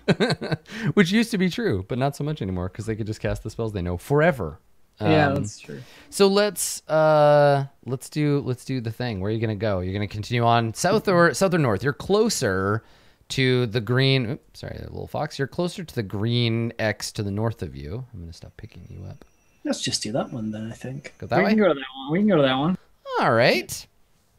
So so you pass through the streets of Omu, head through the rain, and you reach the gates of this section. And as you expected, it is indeed a shrine, but it's different than the other shrines that you've seen so far. So let me read you the description, and we can talk about in what ways this particular shrine is different. So as you approach, you see swirly carvings decorating 2 obelisks at the entrance to this compound. An overgrown courtyard lies under the shade of tall palms. Stone doors once sealed the entrance to this shrine, but now stand hanging open. There's a smaller ruin nearby. The air is you can smell like ozone in the air, like Arcturus, you're very familiar with the smell. It's a smell of like lightning strikes. Malik, you can also smell like sulfur kind of in the ground, and there's burn marks on some of the walls. And then underneath that, there's coming wafting from the shrine. There is the stench of death, the unmistakable smell of a corpse. So I've got a map we can take a look at. Oh, I think I know what's happened here. And I will show you. So y'all are down here. Map load up okay for everybody? Yep. So that's what it looks like. There is this sort of ruin off to your left. And from here, you can see the roof of this building, which looks like a workshop, collapsed long ago, and now a thick mass of plants grows from the rubble. Through the moss, you see hundreds of iron keys hanging from hooks on the wall. Many of the hooks are empty, and there are keys scattered all over the floor as well. Some of the keys are bent and broken. Others are they seem to be like serviceable. And yeah, here I'll crack the door for you a little. There you go. Perhaps those wizards you were talking about have already been to this place. It smells odd. Mm-hmm. I had the same for Arcturus. So is there actually a hole in this door, Adam? It's not that there's a hole. One of the doors is open. Oh, okay. Yeah, so you can just like you can go in if you want. Yeah, I'm just gonna be like, I'll check it out. Okay. I'm sorry. What was this space on the left? Is that the That's workshop? the workshop. Yeah. Yeah. Yeah. It's like a desk or a bench and some keys. So inside, a statue of a giant snail looms before you. In place of antennae, it has 5 pseudopods ending in rocky clubs. Along the walls, you see hooks. Hooks where something might hang in a small niche above stone plinths. Behind the statue, there's a pedestal, a carved pedestal in a wide alcove. There's a keyhole set into a space with a key jammed in and twisted sideways, and a clean, flat top. You also notice that scattered around the floor are burnt and otherwise damaged, though none by blade or weapon. They're corpses. There's a half dozen twisted bodies. Their flesh is gnarled and tight on their skull. Their teeth are broken and sharp, and their hands are twisted into long claws. But they're all inert. They're all lying scattered on the ground. Ugh. So it looks like they beat us to this one. Yes. I like peek in the door after Ishi. I'm like, that's Unk, the snail. I'm like, Yeah, but who is that and that and that other guy? I say, like, pointing at the various corpses on the ground. I don't know if they're quite disfigured. I don't. They're Also, like naked purplish corpses. Also, the key is already turned in the thing, and it's flat, and there's nothing there. Is there any Omuan around I can see? Yeah, I think there might be. Yes, yeah. So above the doors of this temple, right? You look up. There is old Omuan. Make that intelligence check. Okay. And that's intelligence, just straight. Mm-hmm. Oh, I did a saving throw. I don't know if that is what I was supposed to do. I don't add anything to it, so it doesn't. Yeah, matter. so it doesn't make any difference. It's the same. Okay, yeah, no problem. You think you're getting better at this? The translation reads: Unk urges us to contrast all options before acting. And I like while I'm translating it, I say it out loud. Well, it does look like I would assume that you're right. There were many keys in that. No, but seriously though, I don't think we need to solve a puzzle on this one. I think we just got to find the people who got the cube. Yeah, and like Ishi, you notice the door is only open because someone, just like Malik, someone has like hammered in a spike to hold it open. Yeah, it's clear to you that this place is. You've seen pillaged tombs and stuff before, so. Yeah. Oh no, I am agreeing with you. I was just, we've done so many of these things. It's a challenge to. So I don't think staying here necessarily is going to get us anything. I think we should move on real quick. Because I bet you like 3 more cubes, let's just say if I had them, I would bet them, that they're at the next shrine or the one after that. Because these guys don't look like they died 1,000 years ago. It looks like, a day. Yeah, if it weren't for the storm, there's a pretty good chance, like if there were fireballs going off, you could have heard them, right? Right, of course. We should move forward. And I suppose we should talk about it before it happens. How do you want to deal with these red wizards? Are we simply to kill them and take it? Or would you like me to try diplomacy? If they do not attack us on sight, I would prefer to try diplomacy. I've told you much, and our guide has also, about the kinds of people these are. I would prefer to try, if you don't mind. I will try, but at the first sign of any trickery, everybody stay on your guard and don't hesitate if it looks like they're about to try anything to preempt. You could just read their minds, can't you? With that, if they let me. Bunk, bunk, bunk. Certainly the first thing on their mind if they were going to attack would be that they're going to attack. Yes.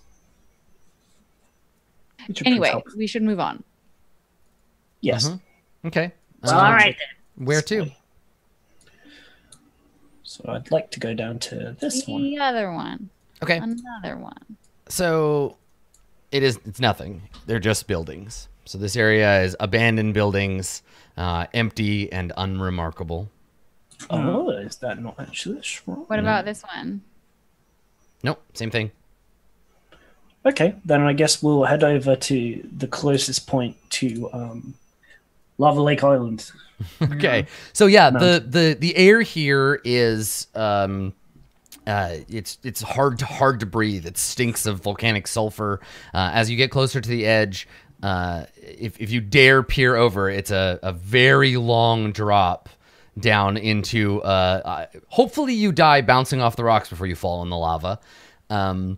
But yeah, standing up on a still erect pillar of stone, you see a shrine-looking building. A column of rock rises 200 feet above the lava. A walled ruin overgrown with palms perches on the summit. Yeah. Make a...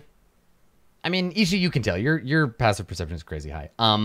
The closest point between you and here is 60 feet. It is a 60-foot gap between you and the pillar. I look over at Little Fox and I say, "What do you think? Can you throw me that far?" And she like looks down at you and just like shrugs, like, no. Like crosses her arms. Well, Malik can fly. Yes, I was going to suggest as much. Suppose that would be easier, yeah. You could at least take a look and see if it is indeed a shrine. I can't imagine it won't be. Well, the other two buildings that we suspected were not. Sure. Why don't I take some rope as well? I'll hammer something in, loop it around, and you could tight walk across, potentially. I'm not equipped to do that. I definitely can try. Though the lava down below is not super appealing. Yeah, no, not so much. Yeah, alternatively, I suppose Little Fox could fly and carry people. How do you feel about that? Maybe slightly better than tightrope walking across lava? Be less concerned by that? I mean, I was kind of looking forward to the whole death-defying thing, but yeah, it's probably safer. And yeah, Little Fox like shrugs. Ishi's small enough. Arcturus might be too heavy. Yeah. Why don't you test it? See if you can carry him. So you can't. Yeah, you definitely won't be able to carry all the gear that everybody has loaded you up with, and I mean, Arcturus and Arcturus's armor. On this side of the thing, right? I'm 150 pounds without my armor. With my armor, I'm like 200 and something. 200. Yeah, Little Fox would need to ditch her pack here. And we have to leave Orvex as well. Mm-hmm. And then pick up the grain and put the grain in the boat and take it to the other side. And then the fox. Yeah, pick up the... Okay, and then... Wait, you're the fox in this situation. So, yeah, we have to like leave a bunch of stuff behind and try to hide it and then fly over. Mm-hmm. We would have a time limit, however. So we'd have to work out whatever it is that we're supposed to do there quickly. It'd be 10 minutes after I first cast it. Though 10 minutes to ferry everyone over is not a lot of time. No, it's not. It's only 6 seconds to fly there and 6 seconds to fly back times 4. So it's only like total like actual travel time is pretty low, but picking someone up and flying over and dropping them off. I mean, I think it's like 10 minutes is probably reasonable. Yeah, it would be enough time to get everyone over there. But I dislike all of these ideas, but if it is a shrine, we need to try. So, is it a shrine? I mean, you can't tell from here. No, I mean, like that's like I suggested we go check before we waste a bunch of spell slots. I don't know how those work for Malik, or if it's easier for him. Here, let me check if it's. Look, I'm gonna do the special. How we check if it's a shrine move. All right. Here's how it goes. Okay. Hey! Your shrine over there! Oomdow! So, yeah, you hear your shrill kobold voice echo off the chasm walls, and the only response is your own voice bouncing back at you. But you do hear you hear yourself shout shrine. And I turn to Arcturus. I go, yeah, no, I think we're good. Mark inspiration. Thank you. Yeah, you're welcome. All right. Well then, Red. Yeah, no, the red wizard would shout back, "No, I'm not. Get lost." well, everybody get your stuff ready to let little folks carry you over. We find the bush by the wall and hide my pack in it, but I tuck my journal into my chainmail so I can still translate. Yeah, Adam, can I make like a survival roll to hide our stuff? Yes, yeah. Yeah, please do. Yeah. All I'm right. helping. I'm also hiding our stuff. 18. Okay. Okay. Orvex, I'm prepared for this sort of situation. You're to look after the packs, and if you get into any trouble, I give him my signal whistle. Just blow the whistle. Okay. So he takes it and Yes. he looks at it and he says, "The lot of you are bristling with weapons, magic wands, items of wonder, and what does it do? Will it summon a golem to protect me? Does it inspire fear in my enemies?" And he's like, No, it's a whistle. It's for signaling. Oh, hey, also, Orvex, here, take this. I hand him a short sword. I weigh 213 pounds. So he takes With my the short shield and my warhammer. He takes and the short sword and he takes the whistle, and he looks at you and he says, "Well, I'll blow the whistle, I'll throw the sword at them, and I'll run. Hopefully that'll help." Sure. I'm sure it will. And he Do you know how to use a sling? he doesn't know how to use his sling. I've got magic sling bullets. He walks off, just kind of like trying to blow a tune on this one note whistle, like who, and he's like, puts it around his neck, goes and Okay. sits down under a rock somewhere. Oh, I'm sorry. There was when we rested, did someone use rations for me before? Somebody feed Arcturus. Oh, because you didn't have magic. I didn't have The magic. previous night's The previous rest? night. Okay. And Sorry, you gotta feed Orvex too. Okay, I'll use up 4 rations. I have it prepared for tonight, but Okay. I didn't have it for yesterday. It's going to be real anticlimax if we starve to death out here. We won't starve to death. You can hunt. It's fine. Not in Omu, you can't. Not in Omu, but like that's a thing we can do later. Anyway, magic will feed us. Save your Magic cleric. will feed us. Don't worry, we can eat magic. Yeah, it's fine. It's true though. If only you would take a level in druid, we could have good berry. Yeah, Orvex is gonna dual wield this whistle short sword combo. It's like an epic build. You don't even know. He's been looking on N-World. All right, so the plan is then to enchant Little Fox to be a flying Little Fox, and to one at a time bring everybody over to the other side. Yeah. Okay. All right. Let me bring you over to the map. As foretold by Ishi Snaggletooth, Oracle of Ubtao, this is indeed it is indeed a shrine. So Could you shift ping us onto the I will. thing? Yeah. I have to grab you first. Give me a second. Oh my god. Which one of these is this one? Here we go.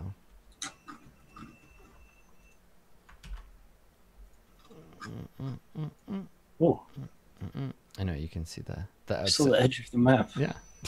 Okay. There you go. D&D's world is Okay, flat. so we just get here? Yeah. You fly over there, and then this is where you land. Like, there's not a lot of room. The shrine takes up pretty much the whole top of the thing. And I think Okay. that when you land, we get a nice like cinematic shot of everybody landing in the courtyard as chunks of the back are like falling off into the lava.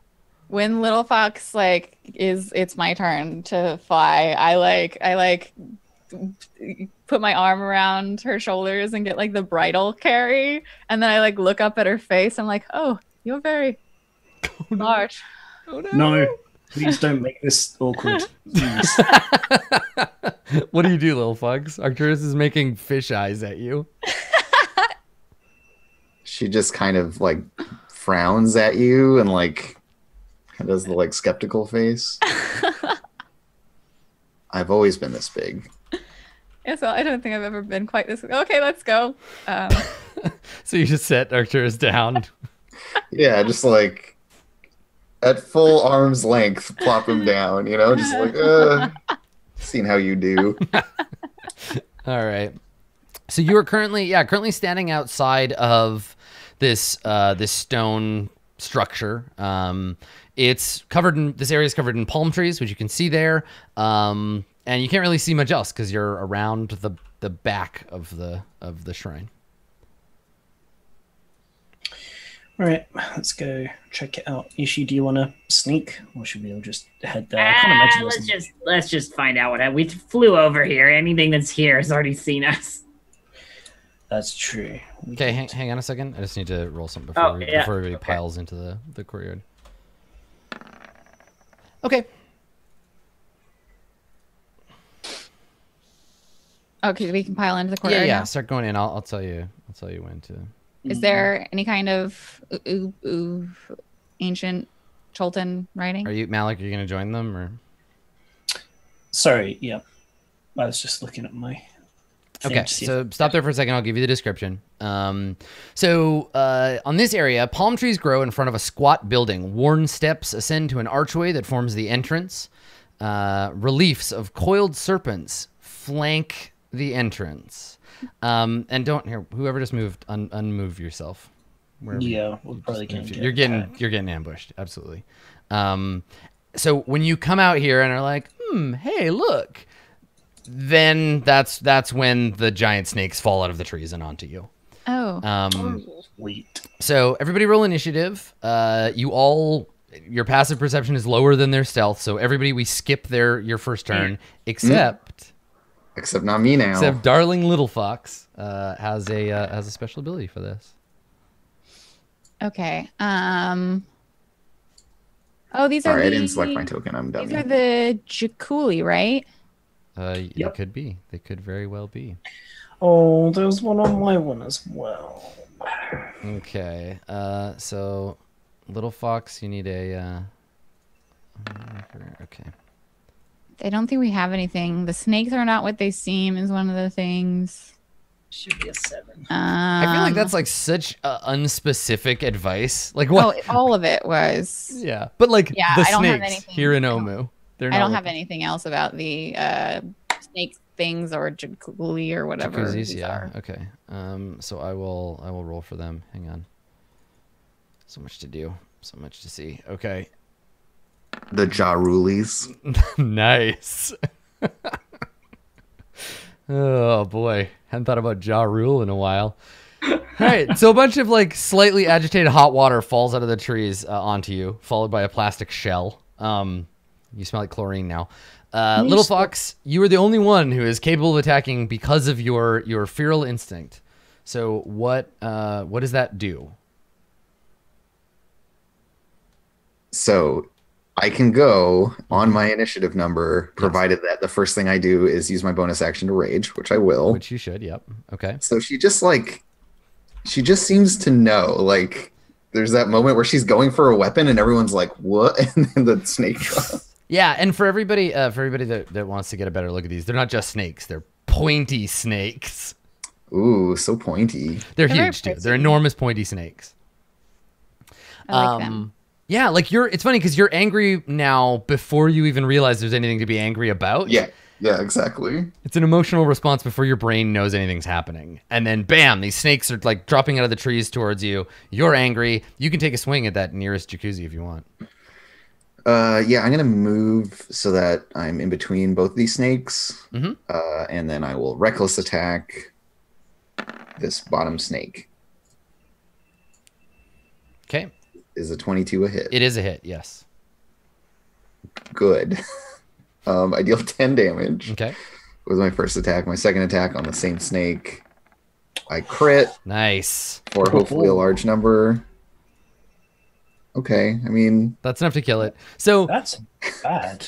this is like that was a bad roll, but you kill it. So this is like they follow the trees, and this is like what happens when someone who's really scared of spiders sees one on like the bathroom floor. Like you just like scream and your body reacts, and it's like dead before anyone even realizes they're falling out of the trees. yeah, she just like catches it out of the air and Yeah, so you just like, It's like smash it to yelling. death. Yeah. As they fall from the trees. Okay, so they're gonna go, and because they're all like falling or moving, Malik, the one in the tree lunges at you with a spring attack. And he has advantage because you don't see them until they attack. Yeah, and I can't shield because I'm not taking a turn. Okay, so it hits you, and you take 16 piercing damage. Ow! And it throws itself, wraps itself around you, and stabs you with its needle-like teeth. The other two throw themselves out of the tree at kind of the only target. So Arcturus, two snakes just fling themselves out of you.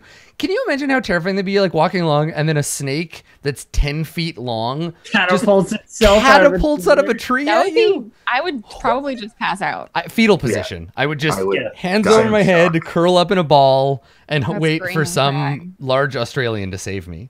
Actually, I tell you what I would do. I would cast shield spell because I can do that.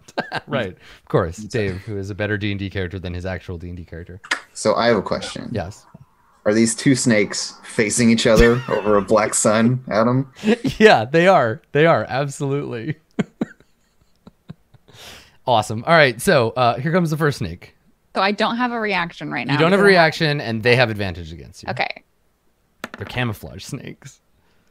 Stealth snake. All right, so the first one misses. You manage to get your shield up, and there's this resounding like bang, like the thing coils itself, throws itself at you, and hits your shield. It's like ringing a gong. I was probably like turning slightly to see Little Fox, and I had my shield on my arm, and I didn't even like see the thing coming for me. But the second one, The other one gets you Got in though. there. This one hits you right in the back, knocks you forward, sinks its teeth into your neck, and knocks me deals down. you I'm out. 31 damage. No, wait, sorry, 31. I have 4 hit points. Yeah, so there's a spray of blood on the wall as this thing basically just sticks 2 swords into your back. Cool. All right. 7. It did it. Jacuzzis. All right, it is your turn, Malik. I don't like this boy. Yeah, I'm gonna Misty Steppy. Wait. Is this the turn that we don't have? Yeah, no, sorry, that's right. You don't have a turn. We go all the way back to Little Fox. Yeah, so Little Fox, you can try to mush these snakes. Mine. Yeah, that's right. Sorry, Dave. Yeah. Let's mush the snake that's attacking Arcturus, because I'm going to trust Ishii to handle this other snake. Okay. So recklessly attacking again. Mm-hmm. I get a 26 Yeah, to you hit hit for 17 damage. You kill it. Okay, other snake then. I get a 24 to hit for 16 damage. That one is also dead. Yeah. You just Oh like my grab one God. snake and whip the other one to death with it. Like pulling them out of the I'm trees. so and glad they don't have a lot of sweat. HP. Bite it. I would have been dead. So there's a I wouldn't cover. bite them at him because I'm not a sneeder. Okay. There is a watercolor painted cover of like a young adventurer's monthly magazine that is Little Fox wrestling 3 Jakuli as her shirt I feel like- tears sexily, like looking like a badass barbarian queen. Okay, well, I'm still Oh gonna die. man. Nice. So yes, you just murder these three Jakuli, no problem. All right. So the last Jakuli gets a bite attack on Arcturus before it even realizes, like, oh no, here it comes. But it misses. Oh. You jam your shield Wait, in its mouth. Does it have advantage on this one? No, because it was Yeah, hidden it's before. attacking- That's what Okay, gave it. then I'm Prone target. okay. Yeah. It's attacking a target that's prone with melee attack. That's Wait, a I'm bug. not. No, wait, no, am I not prone. No, I'm not prone. Didn't you fall? No, you didn't fall down. That's right. It doesn't knock you prone. And it wasn't springing. The only reason it had that first one because they were all attacking from like a hidden position. Anyway, so it tries to bite you because it's like, oh, the first one was so delicious, but you managed to jam your whole shield in its mouth. Malik, now you can take a turn. I don't need to do any of that dumb defensive shit anymore. We'll just cast a firebolt. Okay. Firebolto. Oh, that's shit. Sorry, I didn't kill it. For 11? Yeah. Okay. You sear the snake. Sorry, friend. Arcturus, would you like to redeem yourself? It's your turn. Please, I would please like to redeem myself, please. What were you gonna do? I summon the last of my bravery and I touch it. Excellent. You touch it bravely. It dies. It dies horribly. It withers up like a raisin, shaped like a snake, and is dead. I think you mean a sneezin. Yeah, sneezin. Yeah, you make a delicious sneezin out of him. And then Well, I you know, tis back the up against sneezin'. the wall and I have my like arms against the wall. I think I'm in the corner and I'm just like, ah! Are there any more of those things? Nah, I think you got him. Yeah, and Little Fox like looks around. Doesn't see any. Nope. Shrug. Yeah. Make an investigation check. Like you look around for if there's any more. Let's look for stragglers here. Yeah. I got a 15. Okay. Let me just. I think I would have been helping because I tend to do investigation stuff as well. Okay. In that case, we get a 22. Nice. Okay. You don't see anything. There's no more snakes around. So there you go. Wow, Little Fox, that was incredibly impressive. I don't think I've ever seen a creature move that fast. She just looks over at you and shrugs. Are we still in turn order? No. I heal myself. Okay. Snake fast, Little Fox faster. For 10. Okay. Wow. So as you approach the shrine, because you're now a little closer, you can see. Let's see here. There is a rubble-strewn corridor that extends out into a larger chamber, and even just standing outside, I think you can see. Yeah. The walls of this corridor are carved with serpents, and arrow slits are spaced along them every 5 feet. Cobwebs fill the arrow slits and hang like drapes from the corridor ceiling. Above the entrance, a stone plaque bears a cuneiform message. What message? Make an intelligence test. I pull my journal from my chainmail shirt where it's a little chewed on. It probably is like the worst for wear, just in generally. It smells like fish sweat now. A 17. Okay. It says, Moa teaches us that secrets hide the truth. Oh dear. And so, Wow. so maybe rather than like jumping into Moa's Puzzle Town adventure, let's take our second break there. It's a little early, but that's okay. It'll give us more time for Moa's Shrine when we get back. Does that sound good? All right, cool, everybody. That's good. Stick around. We will be right back with Moa of the adventure. Fuck out of here, Adam. Mordenkainen ventured into dark lands. He faced many foes and yet survived. But you, adventurer, I doubt you'll be so lucky.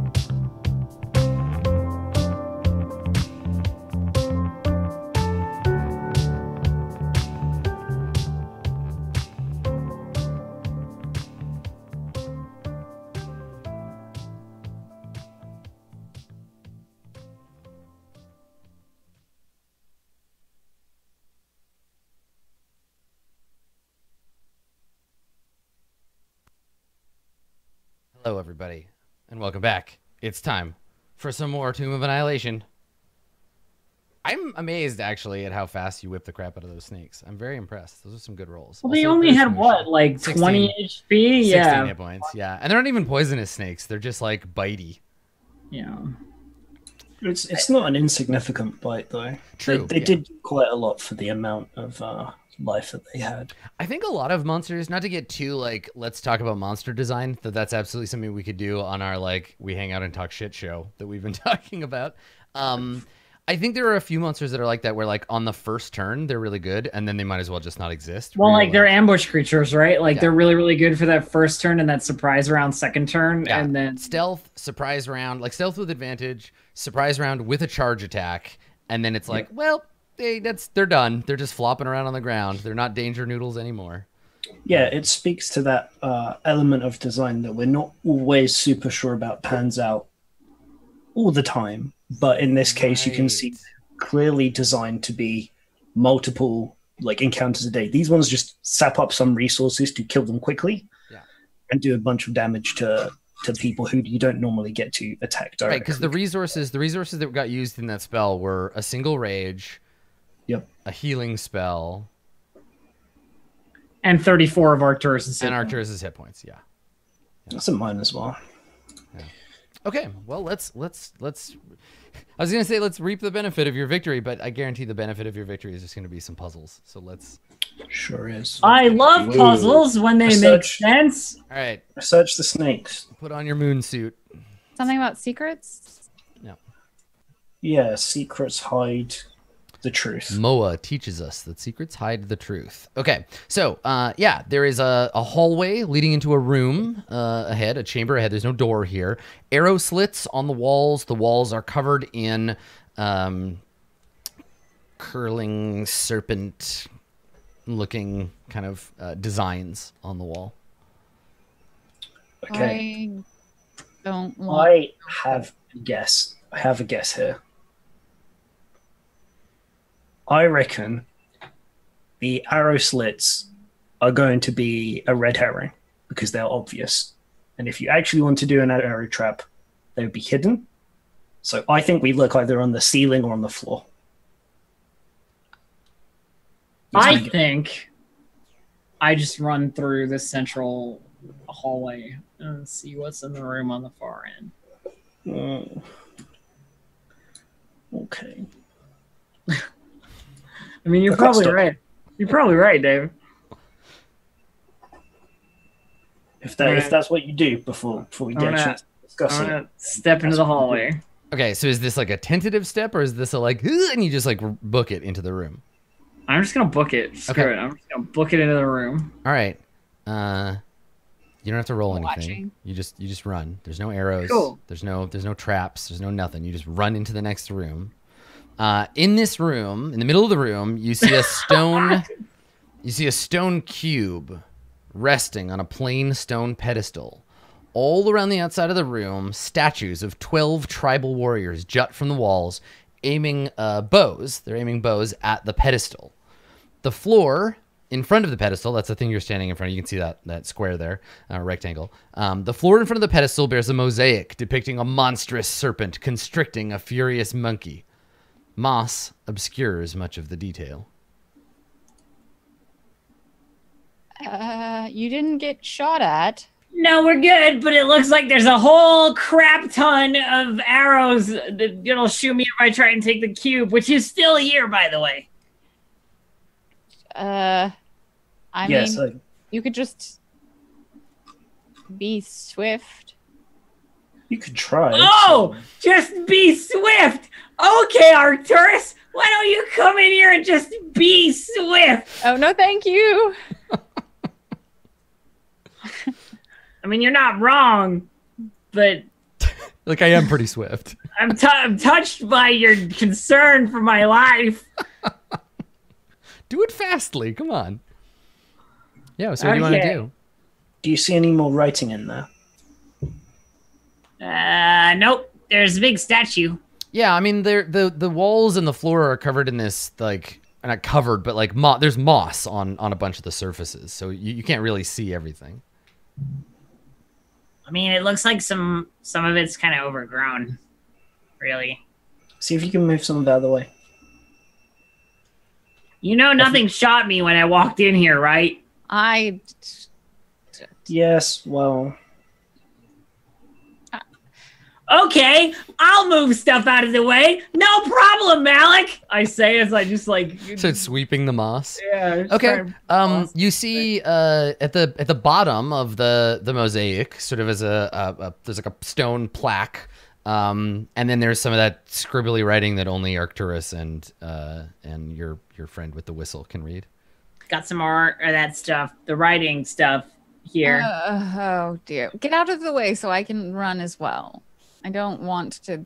There's not really a whole lot of standing space unless I can stand here. No, you can't stand there. There's a statue there with a bow. There, okay. No, that's fine. That's a safe place to stand. All right, good. Okay, I close my eyes and run across.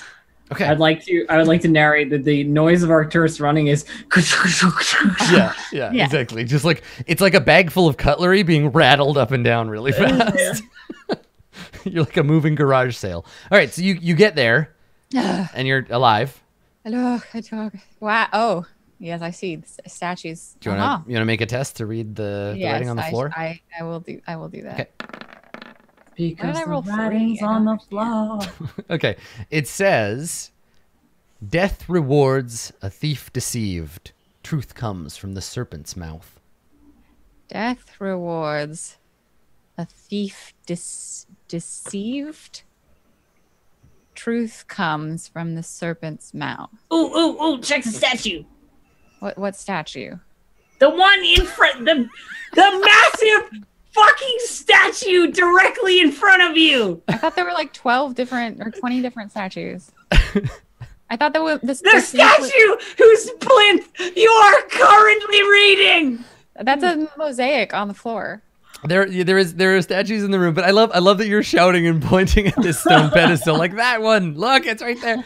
So the funny thing here is not that Arcturus doesn't see it; it's that she's freaking out. So let me re-describe the room to you. So in the middle of the room, a stone cube rests on a plain stone pedestal. Statues of 12 tribal warriors jut from the surrounding walls, aiming bows at the pedestal. The floor in front of the pedestal bears a mosaic depicting a monstrous serpent constricting a furious monkey. It's a mosaic. I'm bad. Moss obscures. They're the same word in Kobold. Moss obscures much of the detail. Okay, so is there anything in the serpent's mouth in the mosaic? No. Is there? I like turn to Arcturus after having been really rude, and then go. Is there any snake on any of the bow guys?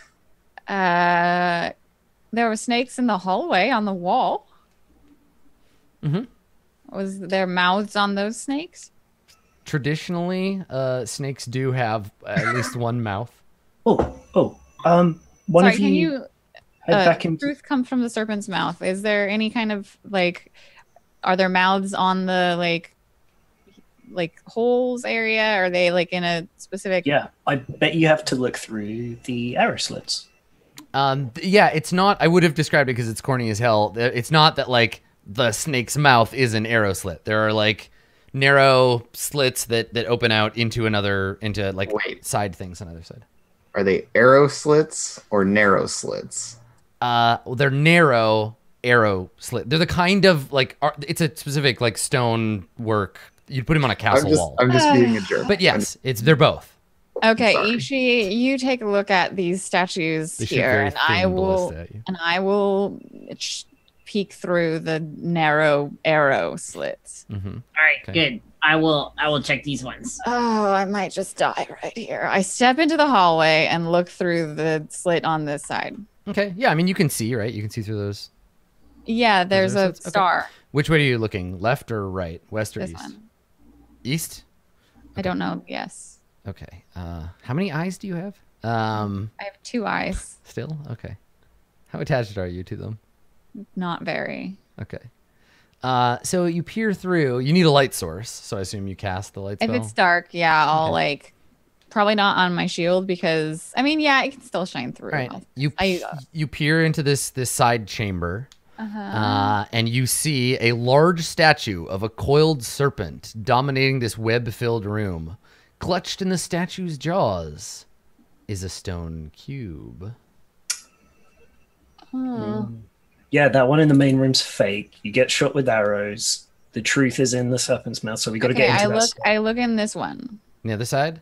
Yeah. A statue of a coiled serpent dominates this web-filled room. The statue is missing its head, which lies broken on the floor next to a stone cube. Oh, dear. Meanwhile, Ishi and... Is there any kind of, like, entrance? Also, hold on. While you're doing that, Ishi, what are you doing? I was just going to say, meanwhile, I'm looking on all the arrow statues with Nubub helping me on all the statues for any snake patterns. Nope. They're just, they look like kind of general, like, Omuan era, like late Omuan architecture of warriors holding empty bows. They're not, like, there's no arrows in there. They're holding the bowstring back, and the bows are empty. No serpents, no snakes. Okay. Neither python nor cobra. Does there appear to be, like, ways into these rooms? Are there doors on either of the sides? Or Not that you can see, nope. Detect secret doors. Roll a d6. Or is it d100? Well, Just Ishi, D6, it default. appears there are 2 more cubes in either of these rooms. Well, that's good, right? Because you only needed like 4 more anyway, so. Yeah, if we get all the... I mean, not agreeing with the voice that doesn't exist. It's the voice of inspiration. If we get all of the cubes, then we'll have enough cubes for the puzzle? No, they're probably fake. They're probably a trap. Only one of them's going to be real. I step here. You step where? And I move forward in the hall. I'm seeing if there's, like, some kind of, like... No, I mean, you've stepped on all of these spaces before. Okay. Check for doors on the walls. Touch everything. Is Inside it... the main chamber. Well, perhaps if we attempt to take that one, it will open a door to either of the... No. A thief deceived is if you take that, and you will have death. It will be bad. It will be yours. Personally, I really enjoy the people standing outside the Death Temple, directing us to touch everything. I perhaps am contributing to solving this puzzle. I don't know if you knew this, Malik, but that cube is part of everything, okay? Are these arrow slits wide enough to reach an arm through? Yeah. And like feel on the other side and see if there's like some kind of thing. Nothing happens. Cool. You like reach in and you're like, you get cobwebs all over your hands. Ugh. No. I do the same on the other side. Nothing happens. You stick your arm in and you're like, Here's my thought. I do the same on this one. Sticking your arm through the holes does nothing. Why are you rolling? Because I had to roll something. Here's my thought, Arcturus. Ah.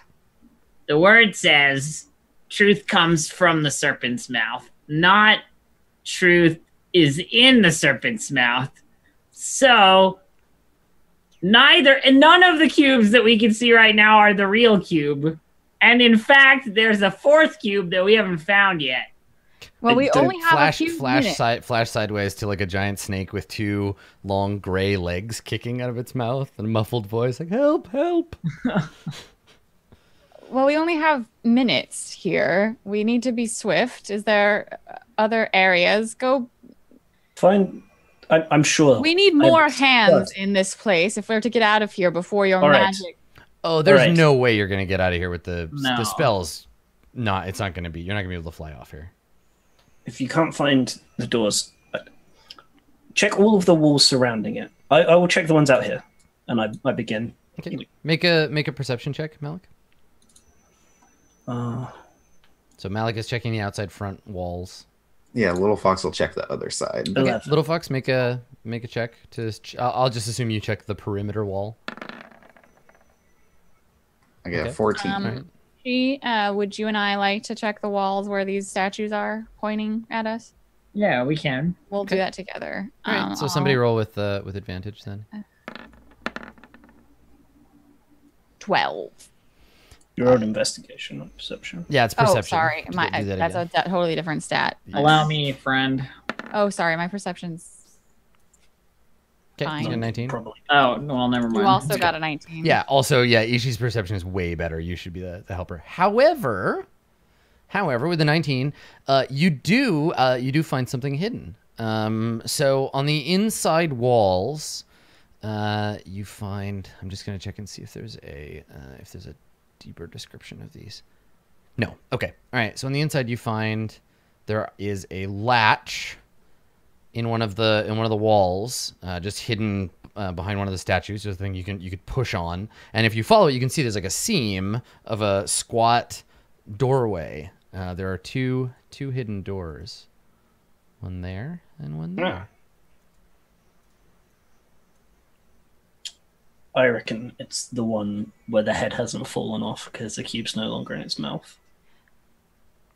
I duck below the level where the arrow guys are pointing, and then I reach out and press the thing. Which side? Oh, there's one on each side? Yeah, you can see them. You can see those S's, right? Yeah. Okay. Then I would do this one first. Okay. Yeah, it was this one where the statue was intact, right? Yeah. Yes. Yeah, clutched in the statue's jaws. Yeah, Okay. I reckon it's that one. All right, Put let them me open the way for you. Bloop. Okay. Can I walk through? Yeah, you can go ahead. I look at the statue's mouth where it holds the cube. Looks like the mouth of a stone snake. The statue's about 8 feet tall. Big stone snake. Does the cube look like the puzzle cubes we've seen before? Yeah. But then Does it look- so did the other ones that you saw. Right. Okay. Is there any other writing in this room or anything? Can we look around this room? Ishi. Mhm. I'm not certain about whether this snake's head sees truth or whatever. Can we take another look? You want to take a look around here? Yeah. Yeah. All right. Okay, so with advantage, 17. You don't see anything else. Lots of cobwebs, little spiders, dead flies. Well, I suppose it's either this or the other room. We could go take a look at that one before we. I think it's this one. Okay. Well. And it's definitely not the middle one because that one's way too obvious. So I think that one's the I reach my hand up and I have my shield clutched to my chest and I reach to the height of because he's 8 feet tall or whatever, right? Yeah. And I have to stand on my tiptoes and I grab the cube. Okay, yeah, there's a faint clicking sound as the cube comes loose from its jaws, and you pull it away into your hand. You're holding onto a cube. Nothing seems to happen. Right. Bring it out. Just be careful with those bows in case we're wrong. I do the thing where I'm ducking below where the bows are aiming at. Mhm. And I bring it out and hand it to Malik. And I'm like, does this look authentic? Or what have you? I don't know. There's more of them. They all look the same. technically they're all authentic because they're all older than all of us, probably. Well, if it was a trick, perhaps we should have to come back here when we enter the temple. Oh god, that'd be so Of course, mean. yeah. That'd be so mean-spirited. Like, yep, it's fake, and you don't find out until 15 sessions from now. Sucks. I'd be like, cool, I quit. Bye. Yeah, exactly. All right. See you later, Well, shitty 80s yeah. adventure game. I think if you got it wrong, the bad thing would have been those arrows. So I think we're good. Well, what about the other one? Maybe that one. I don't. Okay, we can. Poor anxious Arcturus. Yes. Okay, so you have a puzzle cube. You said the words more or less. Seems legit. It's got a little made in China stamp on the bottom. I don't. There was still the other one that was. Nothing killed you. Nothing. Yes, and that's why I'm worried, honestly, because nothing happened. Are you sure it's not just because we're getting better at these puzzles? I don't think that's the case. I don't feel better. I Okay, feel well, you Would just stay here on the I island. always did. Arcturus, would you feel better if I went and I picked up the other one and we just... Don't, Not the one with the arrows pointed at it. No, but- the other. I mean the other one. Yeah. Yes, Don't do- I'll no. assist you. don't do that. Yes, I think we should. Do not do that. Oh, We shouldn't do it, Arcturus. I was just messing with you. what I mean, it looks exactly the same. That's probably an illusion. The Yeah, other you one peer looked the peer same through the as well. arrow slit, and it's just sitting there, just sitting on the ground amidst broken rock, just being a stone. Again with those sounds. You're Stop. holding the real one in your hand. I mean, well, Malik is, but Well, whatever. Okay, well, I'm going to start flowing us back. If you want to stay here and play around with the invisible... no, I don't. Legend. I don't want to stay here with the dead snakes that almost killed me. Please. All right, so everybody's you're gonna go back and load up and fly over because you have another application, the fly spell you can use. Yeah. Yeah, I have to unfortunately use my 4th level slot, but that means 2 of us can fly at the same time. Hurrah! Cool. So I'll use it on myself as well. All right, so Cube, real or not, in hand, you return to the shore. Now, before you get there, you're all gathering on the edge to cast your spell, and from across the way, you hear "too, too, too, too," like this panicky blowing of the whistle. Sounds like we're just in time. Okay, yeah, Little Fox and I... Take Ishi with you first. Yeah, I grab Ishi, because even I could Oh. lift you probably. Don't be so sure of that. Okay, How much can you carry? sorry, what's the... Because she has armor and a shield, and yeah, how much- what's the thing for working out how much you can carry? Sorry? I don't know. The calculation. It's a player rule that I did not look up. Weight or something. Encumbrance. She weighs a grand total with her gear of about 70 pounds. Lifting and carrying. Let's see. More of it is her gear than it is her. Carrying capacity. 15 times your strength score. Okay, then yeah, I can. Okay, cool. So you lug Ishi into your arms. You and Little Fox fly your friends over across the other side. And yeah, you can still hear... actually, no, the whistling has stopped. By the time you get over there, there's just like silence. Okay, let's get to where it was as quickly as possible. So you want to run towards the source. I mean, you're the fastest, Little Fox. You get there first. Yeah, we can yeah. She'll fly. hustle there. I mean, yeah, you You can can fly fly. to where the thing. Yeah, Yeah, you can fly. All right, so you fly into the building, and you see Orvex, and he's standing there, and the sword is in his belt, and he's staring away from you out a doorway on the other side of the building, and he hears you come in. He turns. Yeah, and she like plops Arcturus down. Because I have to carry Arcturus, right? Yeah. Yeah. And then like runs over to him and just says, "What?" I saw a monkey, and then the monkey stole my whistle. You mean my whistle? Somewhere Little Fox- further away, you hear. Yeah, Little Fox just crosses her arms and like looks at him. When we return to Port Nyanzari, you owe me a whistle. I blew it when I saw the monkey, and then he took it and ran off. It's not my I've fault. Was it one of Many those? Was it one of the monkeys that looks vaguely demonic? I don't know. It looked like a monkey. It was about her size and covered in fur. And All right, well, I was worried for nothing. Let's get on with the rest of the day, I suppose. well, I'm sorry you're so disappointed. It wasn't something more dangerous. I was Do you know scared. anything I was about scared the the monkey puzzle? was going to bite me. Do you know anything about the cubes, Orvex? I say while I'm gathering my pack and everything.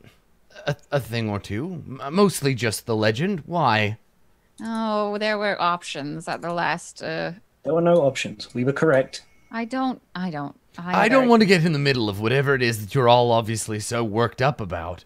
I just don't know if you were maybe able to identify whether they were real or some kind of fakes, but that's fine. We did it. Let me just have a closer look. I can identify ancient objects and work out whether they are real and something. I don't know how it works exactly, so I'm going to post in chat. you go. Yeah. So Orvex shrugs. He's like, stupid monkey. Ruin or I dungeon? can tell you No. how much it's worth. No, none of those things help you. How You much could is make puzzle? you could make a history check to compare them. Okay, I'm going to do that. Okay. 21. They seem to be the same, except that they have different things stamped on them.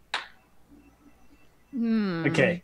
Well, if this one's fake, Arcturus is like doubting noises are one of my favorite I know, I like things. it too. I don't know.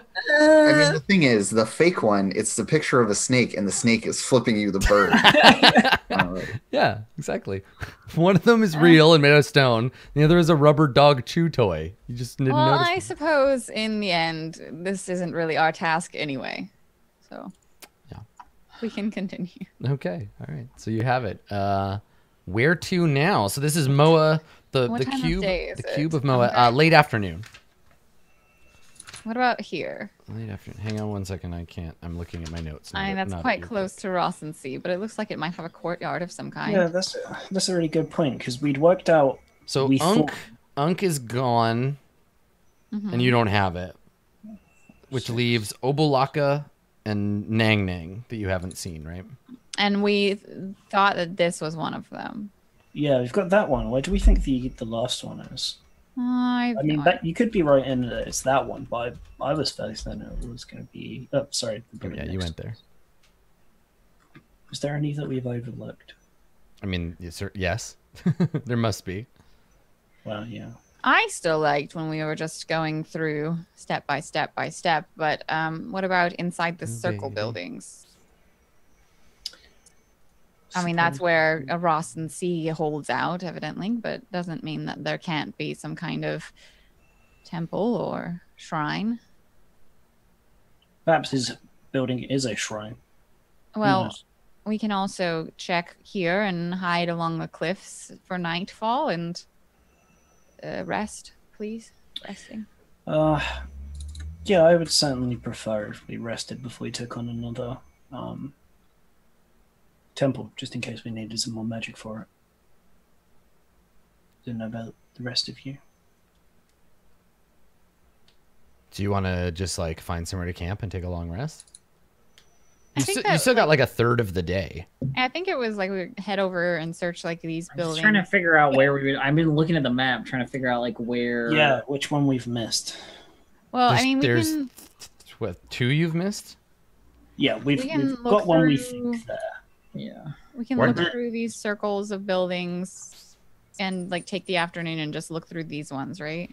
The ones all along this path here. Yeah, I think you could use the rest of the time you have before it gets dark to explore like this area outside the wall of this big circular compound. Yeah, I think that'd be fine. See if Maybe the stairs lead to an underground one or something. Yeah, it could be. Okay, do you want to do that? Yeah.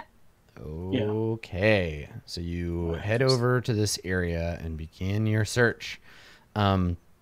This area is like deeply overgrown, and among the ruins you find little more than rubble, old bones, and nothing else.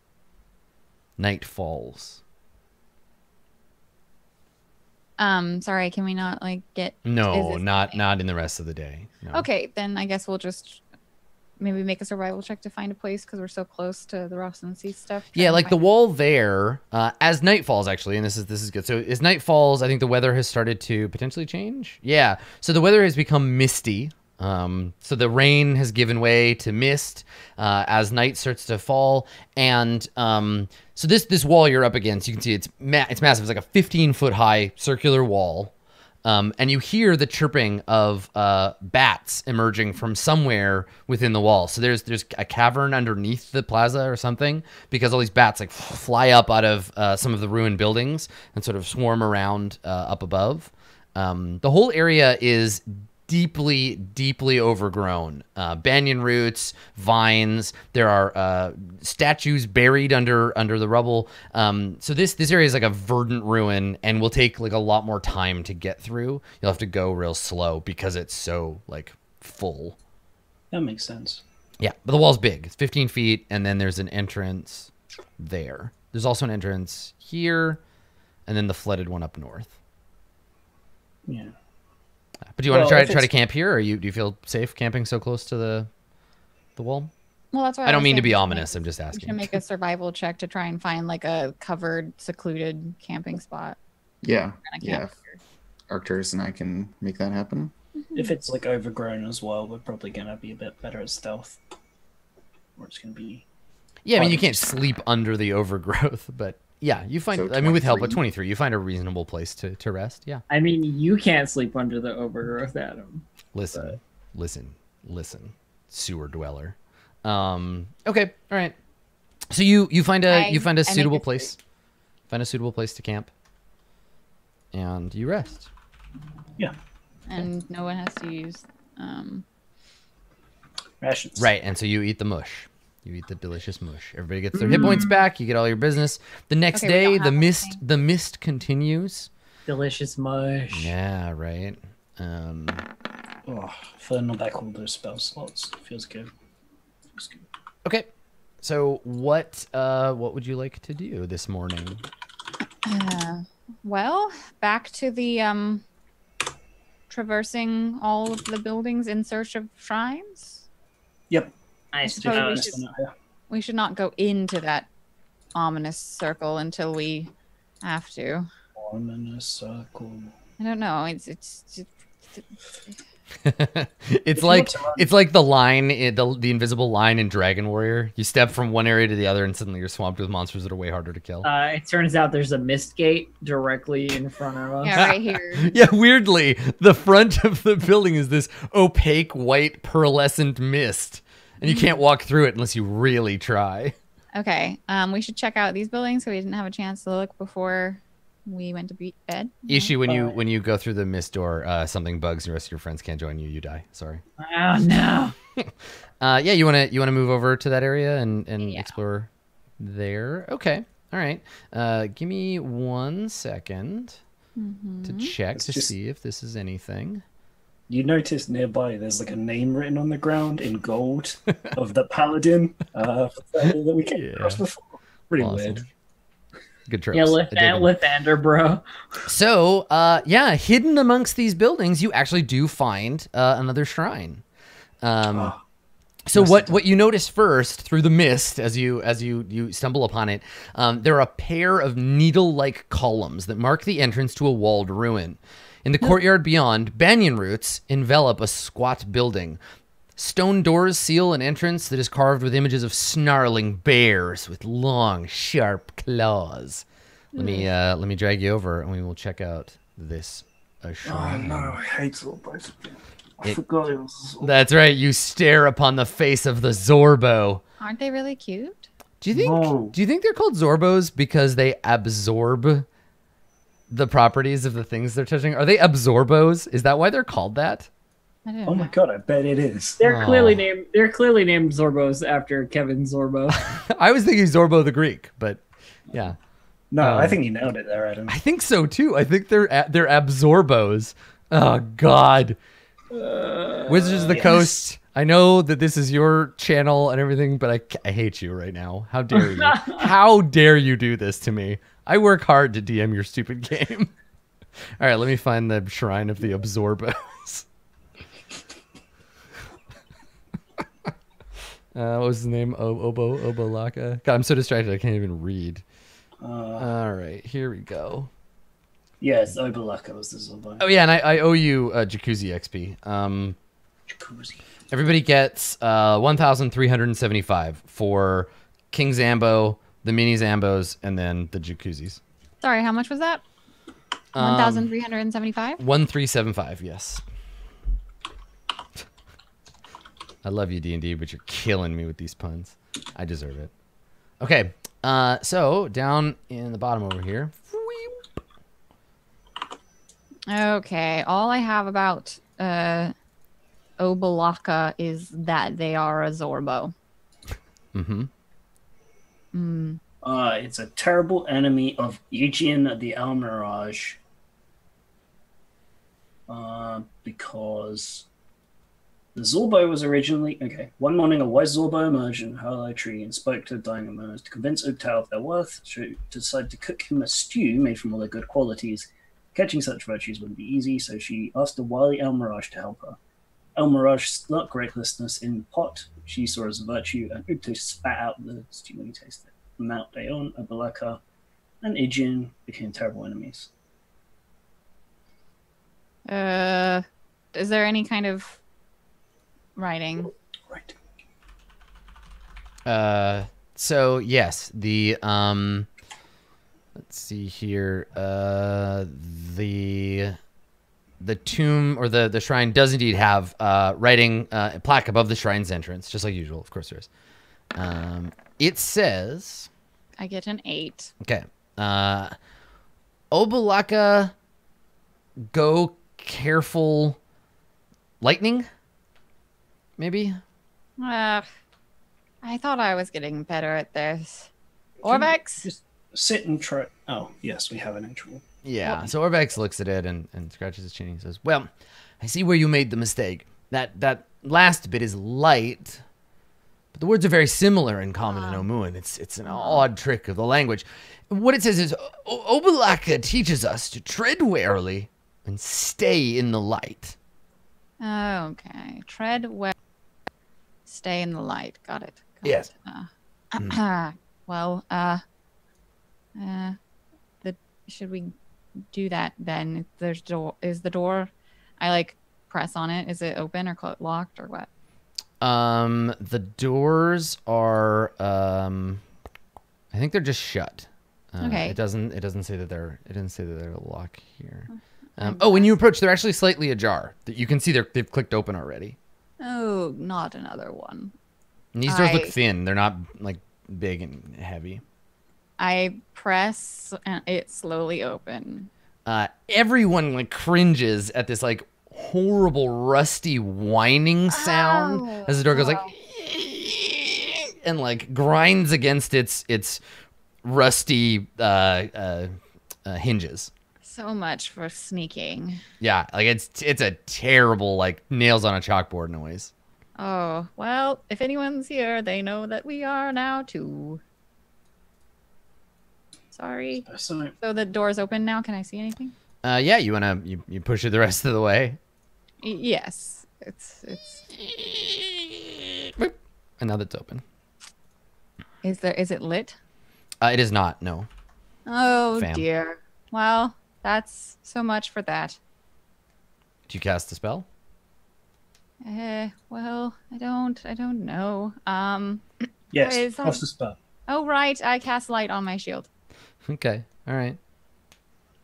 Should I? I'm fine. I was wrong about the floor last time. I step in. This time.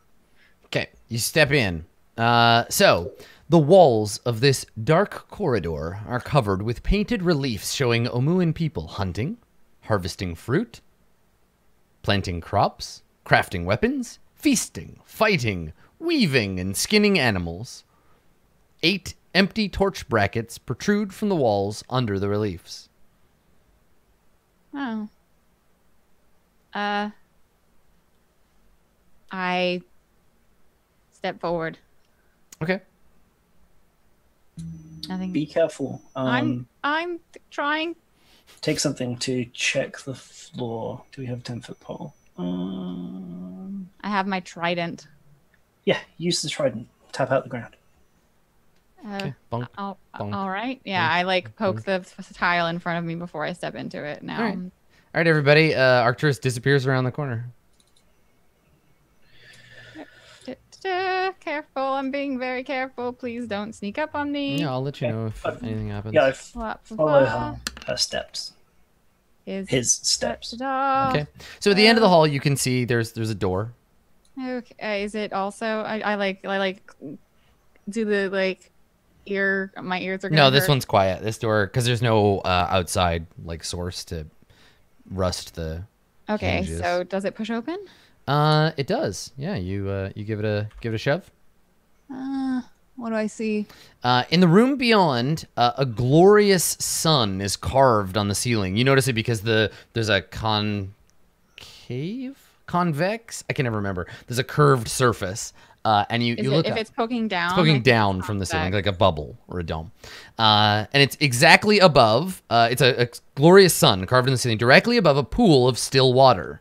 The ceiling, reflected in the pool, doesn't show a sun carving, but rather a moon carving. I poke the floor with the trident and then step forward into the room. Okay. The floor is safe. Okay, good. So outside, Little Fox and Ishi, what are you doing? I'm keeping an eye out to make sure that nothing sneaks up on us. That's my plan. Yeah, I think the two Okay. of us are. Make a perception check, the two of you then. Okie dokie. All right, so you got me helping you. All right. Ishi can lead. 21. Okay. Yeah, there's like hella Zorbos. Well, okay. They're just hanging out, watching you. You look up, you see them like perched on things. For folks who missed the last Zorbo encounter, a Zorbo is like a hellish death koala. Look at this little fucker. And yeah, they're just sitting like staring at you, rubbing their little paws together. And as usual, the two Zorbos on top of the stone pillar have a grayish cast. And their skin makes like a clicking or grinding sound when they move. The Zorbos in the trees have like a brownish green color, and as they move, they take on the properties of whatever they touch. So, and yeah, they're just staring down at you curiously. I lean over and look and see if I can see my reflection in the pool. You cannot. I poke with my trident to see how deep it is. It just goes. You don't see the bottom, right? I hand my pack to Malik and I get in the pool. Hold on. So I can you're like swim. taking your bag off and you're giving it to Malik. It's fine. Malik, It's are very you in the deep. room, Malik, or are you still standing in the hallway? Yeah, sorry. I'll pop It's a very deep pool. It's deeper than it seems. I just, I can Just swim. because it's water doesn't mean I like swimming. go in. Yes, well, it doesn't There's matter. no doors in here. Look for some writing at least first. Is there any writing? No. All you see is this Omuan sun carving on the ceiling. Malik, it'll be fine. For once, just this, I'm very reassured that it will be fine. And I put my backpack on the floor have if you're no not going to reason- take it. Why is And this? then the thing I that you get want? in the water. All right. So you step. Is this like a jump in the water? Is this a tentative I step? think it's just like because it was deeper than my trident, so I like sit on the edge and put my like feet in first, Okay. and then I would just like push off. All from right. the- So we get this really fancy camera shot of you sitting with your legs in the water, and as you like push off to drop Yeah. into the thing, the camera, it's shot from the side, does a flip, a 180.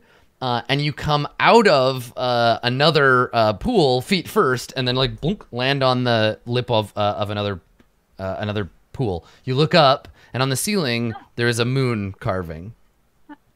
Am I still here? No, you are over here now. Do you mean a sun carving? No, No, look it's a up. moon There's a moon carving. carving in the water. The sun It's a sun carvings. carving. And so I get out, and I there's a door right here. There is, yes. Can I like just poke my head in the water? With like have like stay on the side? Yeah, totally. Does it come out of the other pool? It does come out of the other side. Yes. Malik, it's fine. Yeah, there's another room on the other side of the pool. Okay, well, while you check that room, I'll check this one. I think there's got to be something more here. I mean, there's a door. There's a door in Detect secret the doors. other room. There's a door. Oh, Yeah. okay. Just come through. It's fine. You won't drown, I think. I don't know. I can breathe water. Hey, Little Fox. She looks at you. I'm trying not to like let the Zorbos know. Like, there's like a whole ton of Zorbos everywhere. Yeah, and she nods Could, and just looks at you like, could you maybe, I don't know, tell them to go away? The Zorbo nearest you, Little Fox, is like he's on the ground now, so he's got this kind of like brown and gray, earthy like texture to him, and he's like sniffing your leg. Yeah, and she like squats down to get like down to eye level, closer to eye level with it. He growls at you. He's like, "Argh," as you like get closer to him. She just like puts out a hand, just, we don't really. We're just passing by. You don't need to trouble yourselves with us. And then there's the like hopeful, like maybe you could just eat some leaves up there and it would be fine. Yeah. As much as you would like them to leave, they don't. It doesn't seem to understand your words. Okay, so in the way that normal animals might. These Absorbos are not. They're definitely not animals. Yeah, like and she looks back at Ishii like shakes her head. Okay. So meanwhile, inside, Malik, are you going to go through the portal? I'm looking actually through it, see if I can see Arcturus through the other side. Yeah. Like it's a portal. The surface is just double-sided, so when you poke your head out one side, you can see out the other. Okay.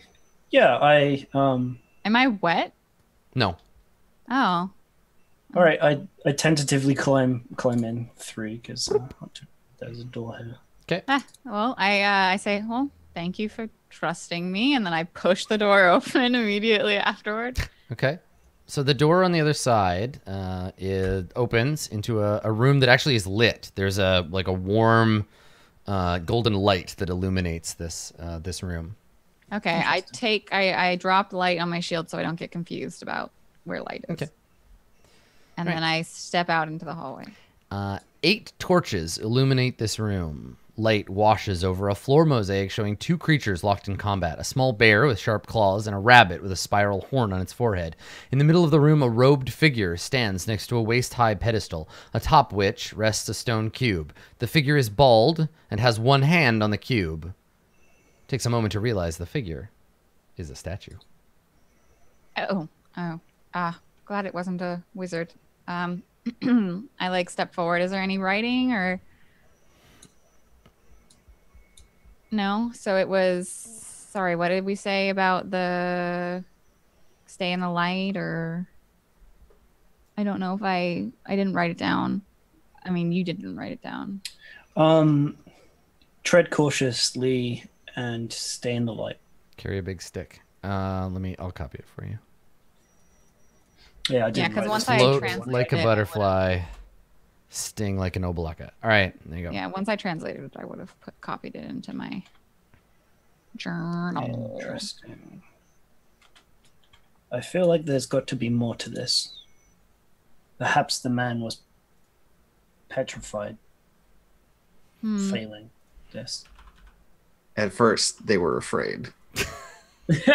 Right, that happened first. It's a fear effect, and then, I wanna just like move around the statue of the guy and like take a look at the different sides of this plinth or whatever.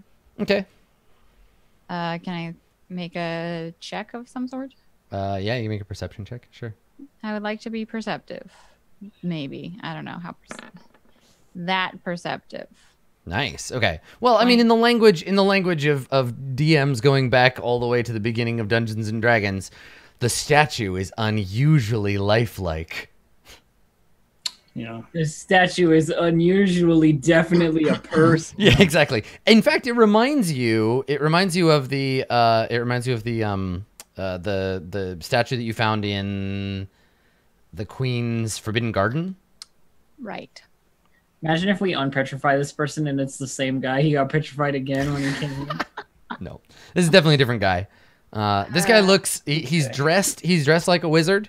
He's got a bald head, and I guess if you get petrified, stuff like pigment would be irrelevant. So like you can't. He has tattoos, but you can't see them. That he has red wizard. Yeah, I mean, he's a bald wizard. Okay. Well, he clearly failed, and all the lights are in this room, so they. He said about staying in the light, so there's got to be something that we illuminate, right? I don't know. There's already the torches. This is kind of a weird thing to ask because we're seeing the top-down, like view of the temple. Sure, but I suspect there's probably like I can't ping it, but there's probably like another room. Yeah, I mean you're base of the square. You're spatially aware enough to imagine that if there is an empty space and you can see the outside, your character would probably guess that there's almost definitely a chamber or a hallway or something in that empty spot. So what were the pictures on these walls? They were just people like working and farming and stuff? Yeah. Pastoral scenes of Omuan life. Okay, so all the torches are lit? Yes, yeah, they're all flickering in there. Yeah, I'm gonna grab one of these torches to see if they like illuminate a passage into that from. Let me see if I can move them. Are these objects? No, they're not. Okay. Oh no, they are. Look, I can move the torches. All right. Oh, that's cute. Awesome. Okay, so cool. You pick one up. Yeah, and I'm gonna take it through into this room because like spatial. Yeah, you carry it into that room. And I like wave it over the wall there. Nope, you don't see anything. Begin touching around, looking for a secret thing. Make a perception check. God, I'm really bad at perception. Stay in the light. 18. Okay. Yeah, there appears to be a door there, but there's no obvious way to open it. Like you feel the edges of a door, but there's no handle, there's no like trigger. So the room, again, the full moon is carved in the ceiling. The walls are decorated with reliefs of the Omuan people carrying out daily chores. This door is probably built into part of the thing. So it's like there's maybe like a grain silo, and it's the door on the grain silo, but you can't push it or pull it. There's no obvious way to open it. And holding the torch in your hand doesn't seem, and like waving it around doesn't seem to do anything. Okay. If I put the torch into the pool, does it extinguish? Yes, it goes out. Okay. So I take it with me anyway, and I head back through. Okay. And this it's out now though, so. This is like the Zorbo, and on the ground. It's fighting the El Mirage. Mm-hmm. Can I relight it with prestidigitation? You cannot. Interesting. Okay, so I just carry it and my lamp with me to. It is, it's just like a wet piece of wood. Or actually, it's not even wet. It just went out. It's just like a piece of wood, and it will not take fire. Okay, right. So if I head into this corridor. Mm-hmm. These things, are they like... So the walls of the corridor are covered with painted reliefs showing Omuan people hunting, harvesting fruit, planting crops, crafting weapons, feasting, fighting, weaving, and skinning animals. 8 empty torch brackets protrude from the walls under the reliefs. Okay, so we need to keep this lit. So the other corridor is clearly the way to get it through there without putting it through the things that put it out.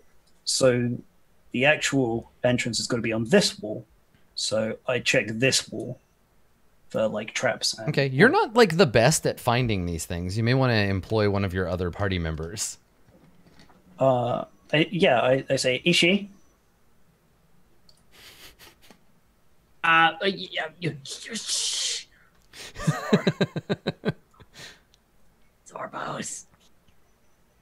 Okay, then I switch and I say into your mind, I say, I need help looking for a secret door. Okay. And I like step back. Step back. The Zorbos just watch you. Okay, what do you need exactly? I think this wall. There's got to be something on this wall. All right, let me take a look. Let me take a look. What's carved there? Hang on a second. Don't everybody start moving at once. So Sorry. what was your question, Dave? What's carved there? Nothing on that wall. Okay. It's just flat. All right. So, is it a perception or an investigation here, Adam? This is gonna be an investigation check because you're like Okay, well. specifically like poking and prodding at the. I'm not. If it was investigation, then I should have done it because I am Yeah. good. Again, it's one of those things where investigation and perception shouldn't be two different skills. Let's just say you can use either one. Oh, okay. Well, I'll use my perception then because I got insane. Like passive And- perception should be a thing, 21. but investigation should be And a skill. I'm helping. 21. Okay, No, 21. Yeah. So on this wall, you find a door. There was a secret door hidden here, but like pushing on it, there's no way for you to open it on this side. So there's definitely a door here, but you might need to do it from the other side. And when you push this door, it's not so much like it feels barred. Like it feels like it's being physically like it has a little give. And there wasn't anything like on the wall back up in the other room. I mean, there was all kinds of stuff. You didn't really look like closely at the Okay. the like stuff. Yeah. Oh, I'll say. Come through here. It's This is a portal. It just goes to another room. You won't get wet or anything. Arcturus is still in the main room. All right. I'm just looking around And then, at like, each of the climb in to torches show. and like, yeah, trying to see if there's anything like special about any of them, about the light that they cast or something. Okay, and you're still carrying that blank torch. Okay. Yeah. So the two of you go inside. Outside, Orvex has backed up against Little Fox, and is like, Little Fox, I don't like this. Yeah, and she like looks down at him and just says, "Be quiet." And he's like trembling, and one of the Zorbos like hissing at you. Another one starts to growl, and now that there's only two of you out here, the Zorbos attack. Right. Because they were waiting. They're waiting for stragglers, right? So as soon as most of you go inside, if anybody stays outside, the Zorbos spring their trap. So Sorry, I didn't think about that. let's take a break here. We'll sit and we'll absorbo what we did. And when we come back, Zorbo party. I can't wait. It's going to be attack koalas, and Orvex and Lil Fox need to hold their shit together for a couple of rounds. Don't go anywhere. We will be right back with more Roll20 Presents Tomb of Annihilation.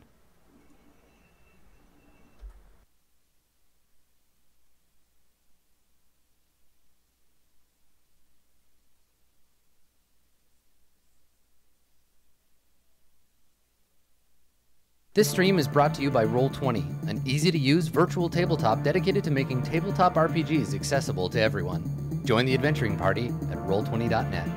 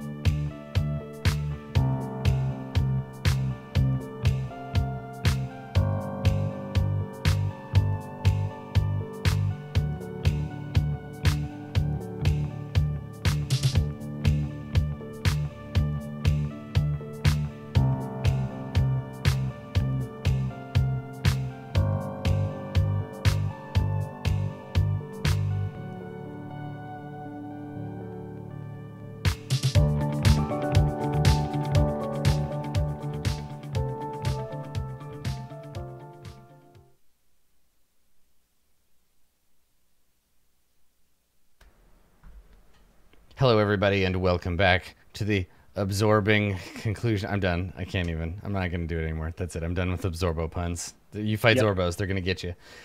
So let's begin with initiative, because the Zorbos were waiting for their moment to strike, and that moment is now. It's Zorbo time. Orvex will roll. Little Fox can roll. We'll do the whole thing. So let's see here. Orvex. There we go. And Zorvex. Okay, hang on. Here we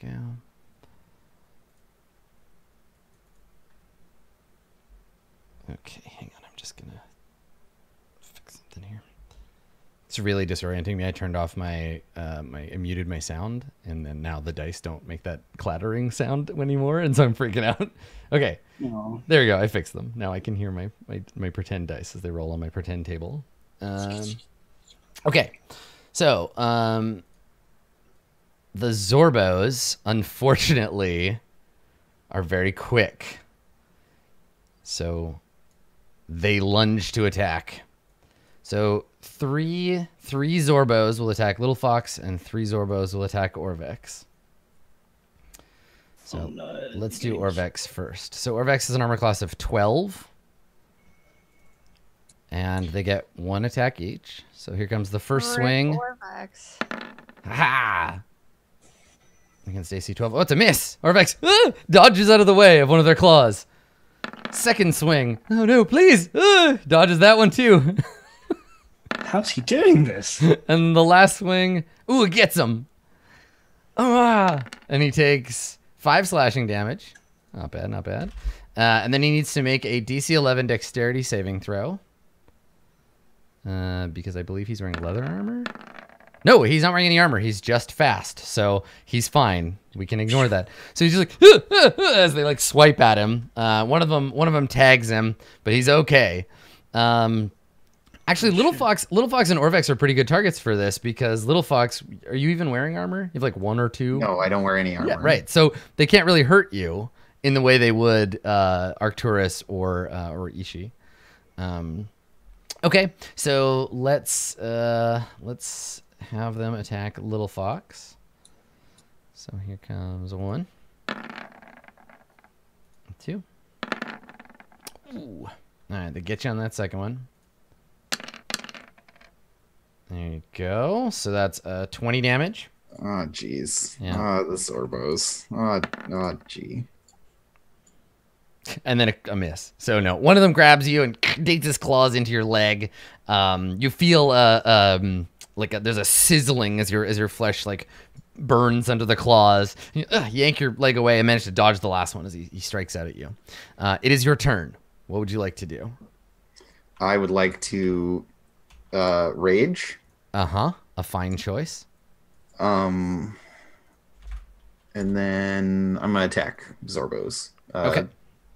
The one here. Yes, the one threatening both of you. And they are currently all on the earth. They're all touching the ground. Yeah, so I won't attack recklessly or anything. I'll just do normal attacks. Oof. Miss. Nope. Is a 17 a hit? It is. Yes. For 11 damage. All right, you strike him for 11 damage. That's it. I'm just swinging. Y'all can hear Little Fox shouting. I wonder. Like they're inside a stone building. I'll roll perception if you'd like. Yeah, I think that'll be the thing on everybody's turn. So Arcturus, it's your turn. Can you make a perception check? What's your My passive? No. You have to make a roll to see if you know. Okay, yeah, no, I'm definitely I'm already looking around the room and being quiet. If only this were a game with like a conspicuous skill. So I'm already trying to is that a thing?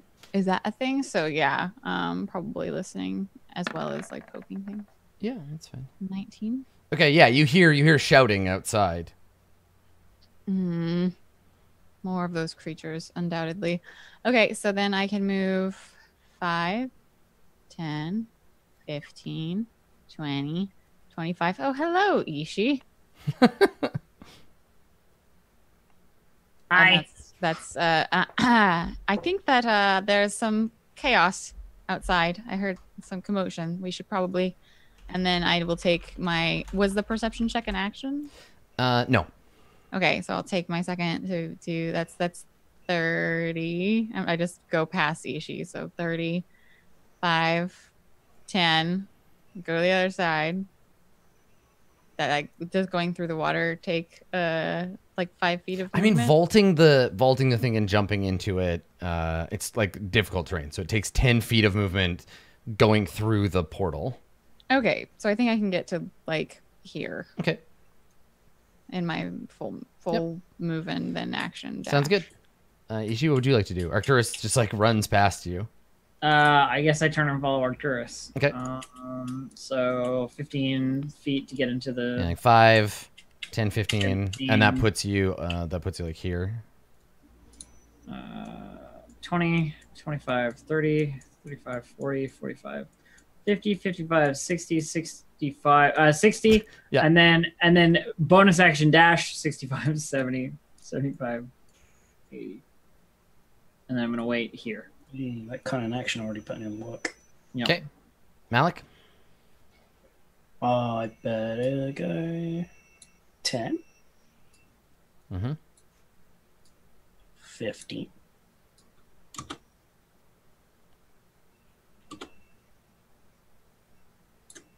There we go. That's my turn. Okay. All right. Orvex, surrounded, makes an attack. So he draws the short sword that he was given, and he makes 2 quick melee attacks, and he's attacking the same target that you were, little fox. He strikes for 4 damage. Ha-ha! The old man still got it in him. Way to go, Orvex. He takes another swing, and he misses. It bounces off the stony flesh of the Zorbo. All right. So the Zorbo close their ring of angry Zorbos, and they make their attacks. So, yeah, that's true. Orvex does get to do extra damage. 1 second, because he did hit. Nice. What is that? There you go. Okay. All right. This guy hasn't been doing shit. Orvex is probably a rogue. Because he doesn't want to. Yeah, he doesn't want to like have to fight. And plus, he would eat up experience if he fought, and he would risk getting killed. Okay, so same deal. I think 3 of them attack him. 1, which is a hit. Ignore that second 12. Take 6. Second one. Just Adam playing D&D against himself here. It's my favorite game. I love it. For 4 damage. And the third one is a miss. Okay. And now Little Fox, first one. Second one. Miss. My AC is 16. Mm-hmm. Also a miss. And the third one. That is not a miss. That is not a miss. That one is a hit for 8. All right. Well, now that I'm raged, that's only 4 damage. Yep. Your turn. Well, Adam, I will continue attempting to murder the same Zorbo and shout as loud as I can for my party to hear. Mm-hmm. So, attack the first. Is a 12 a hit? It is not a hit. No. Yeah, I figured not. Yeah, Okay. these ones are pretty tough. Their AC is quite high. Second attack, 18 That is a hit. Yes. for 17 damage. Okay, you kill that beleaguered Zorbo. Just smashed against the floor. Yes, my name is Mr. Beleaguered Zorbo. Beleaguered Zorbo. I feel like he may have absorbed your hammer. He did absorb it. Uh-huh. Yeah. That's my turn. Okay. Please stop making absorb jokes. No. All right, Arcturus, it's your turn. I will continue. 5, Yeah.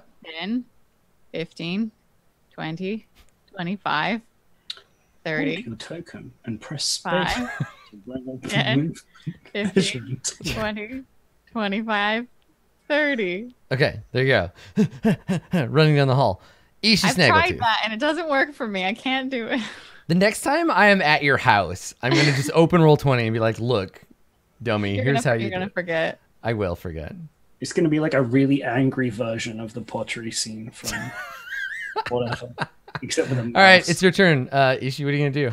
Get out there and save your friend from all these Zorbos. I'm gonna go out into the pack of Zorbo over here, and fight this Zorbo in the diagonal fashion. So let's stabinate the Zorbo. Here we go. Okay. All the Zorbos are a different color. It's a chromatic Zorb. 24 a hit. Yes. Oh wait, which one are you attacking? This one. Yeah. Okay. All right. I 14 don't think damage. there's anything in the rules about attacking because you're attacking around a corner.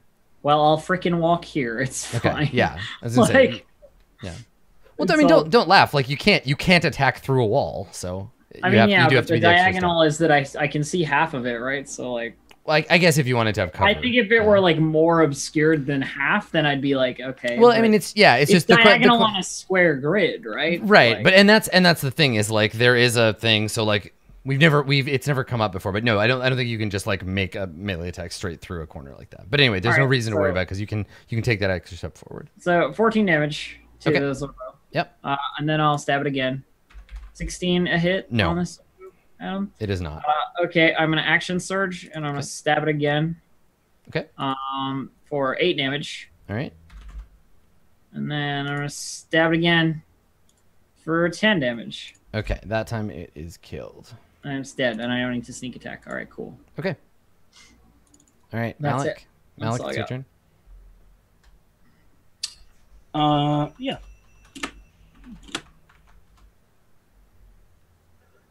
Oh boy. There's a lot of them. And they're all clustered around, so I can't really.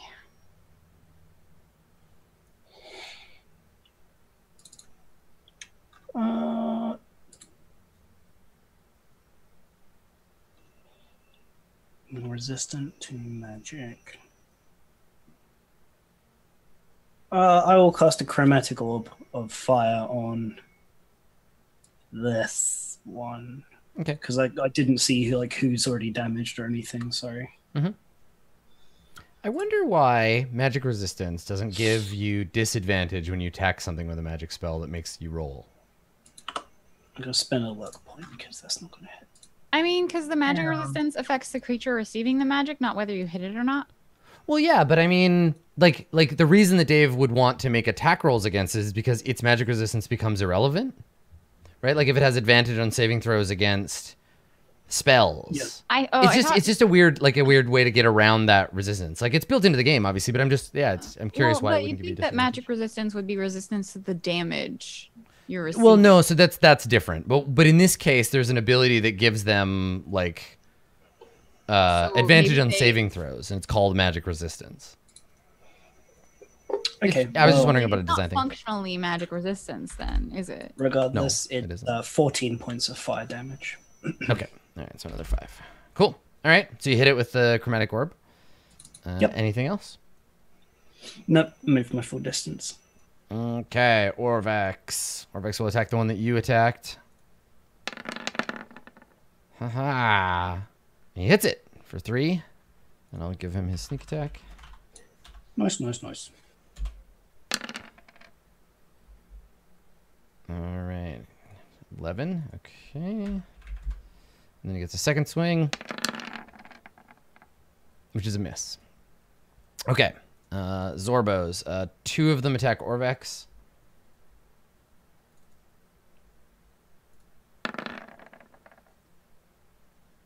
That's a hit. Okay, for 5. Orvex is not looking so good. And the second one attacks Orvex, which is a miss. And then 2 on Little Fox.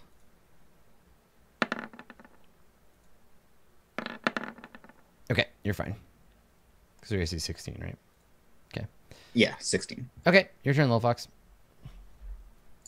I will do a murder to this Zorbo. Now I'm going to attack recklessly. So first hit for 10 damage. Okay. Second attack is a 16. That's a miss. That's 16. 16 is a miss? It is a miss, yep. All right, so I deal 10 damage, and that's my turn. Okay. All right. Do I get to go? It is your turn, Arcturus. Ah, heck. I can finally go. I'm going to have I saw which one of these that Malik attacked. Which one did you attack, Malik? That's the one in the corner there. Oh, that one? Okay, so I will Toll the Dead on that one. So it needs to make a wisdom save. Okay. And it'll take 16 if it doesn't save. How wise is the Zorbo? Fucking wise. Okay. And it's got advantage.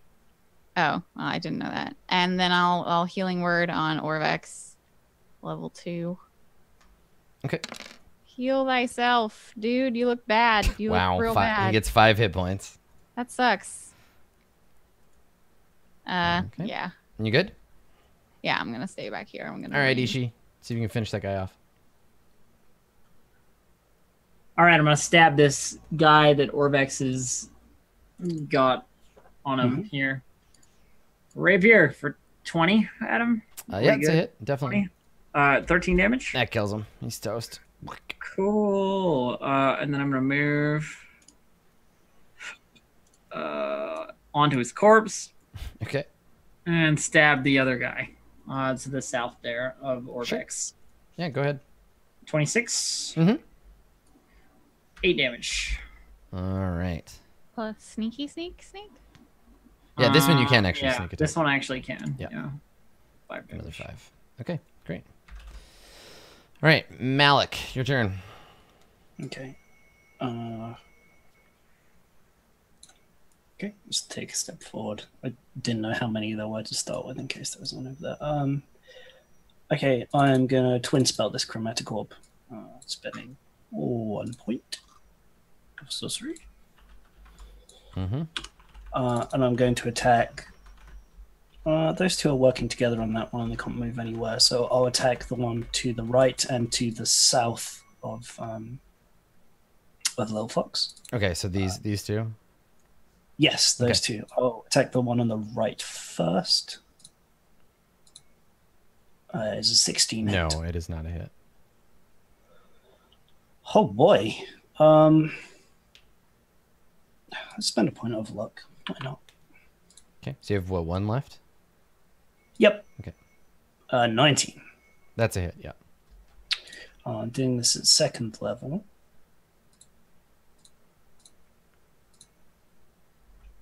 So 15 plus 5, 20 points of damage. Nice, yeah, you kill it.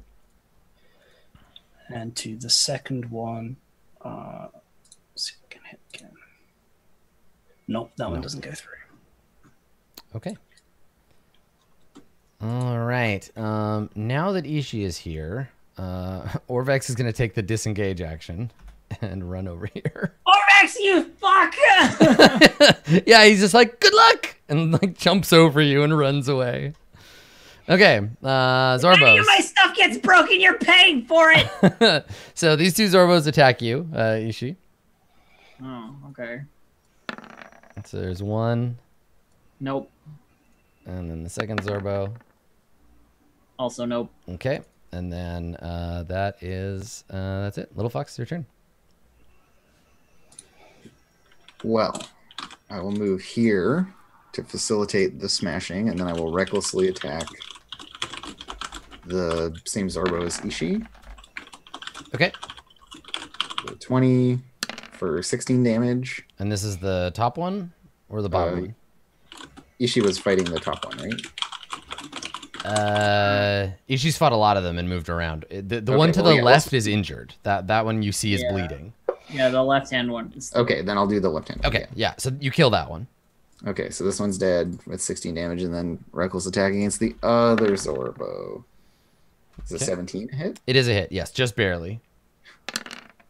I deal 11 damage. Okay. And shouting its. Okay, Arcturus? I can still see the one that everyone's firing upon. So I will give them advantage on their next hit. No, I won't. I won't do anything. I'll just waste the spell slot and stand here and be like, I got really hurt yesterday when I went outside and those snakes attacked me. Yeah. Okay. All right, Ishi, you want to show them how it's done? Of course I do. The stabbing begins again for the second time. And I miss. Oh no, 14? 14 is a miss, yes. Yeah, okay. These guys got hella armor class. 20? Yeah, you hit him. For 10 damage. Okay.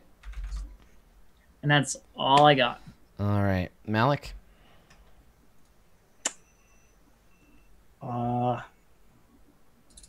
Sure. I think just firebolt. 23, 4.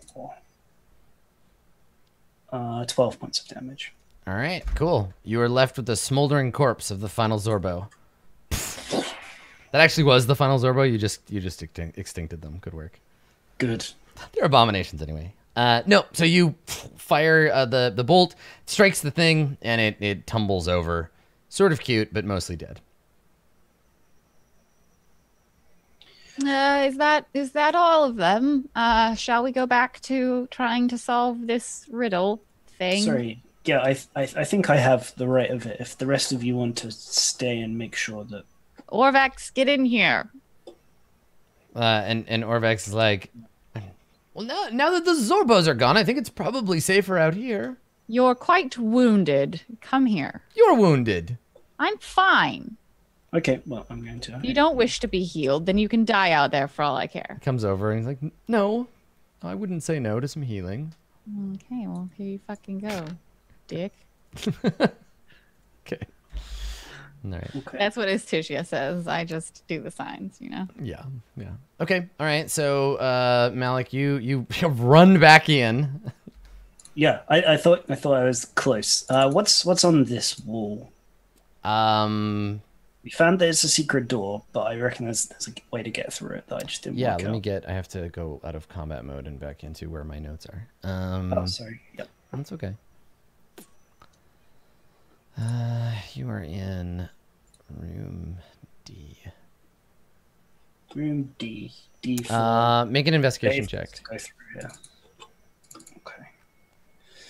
Investigation. Pew! Okay.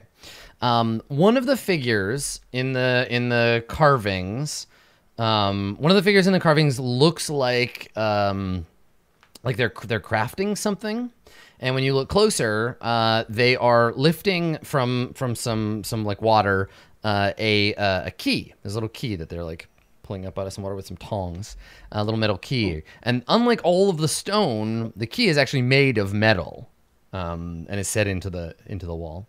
Okay. Yeah, I go down to like grab it, I guess, or like push it or something. Yeah, you can push it. It goes in. So there's a click and a clunk, and the wall ahead of you swings open. That door you couldn't find the. Ha ha ha! The secret tunnel. Yeah. Okay. So I'd love to check this out with the end of my staff. Just it's still said to like watch your step, so I'm still a bit wary, but I'd like to travel down here. This is a dark passage choked with dust and webs. It's clear no one's been through here in years. Okay. I tell you what then, I'll grab up the torch that I left lying by the side of the pool when I ran off. The dead torch, yeah. Yeah. I'm going to see if it lights itself by putting it back in the like yes, when you place it back in the sconce, it lights back up.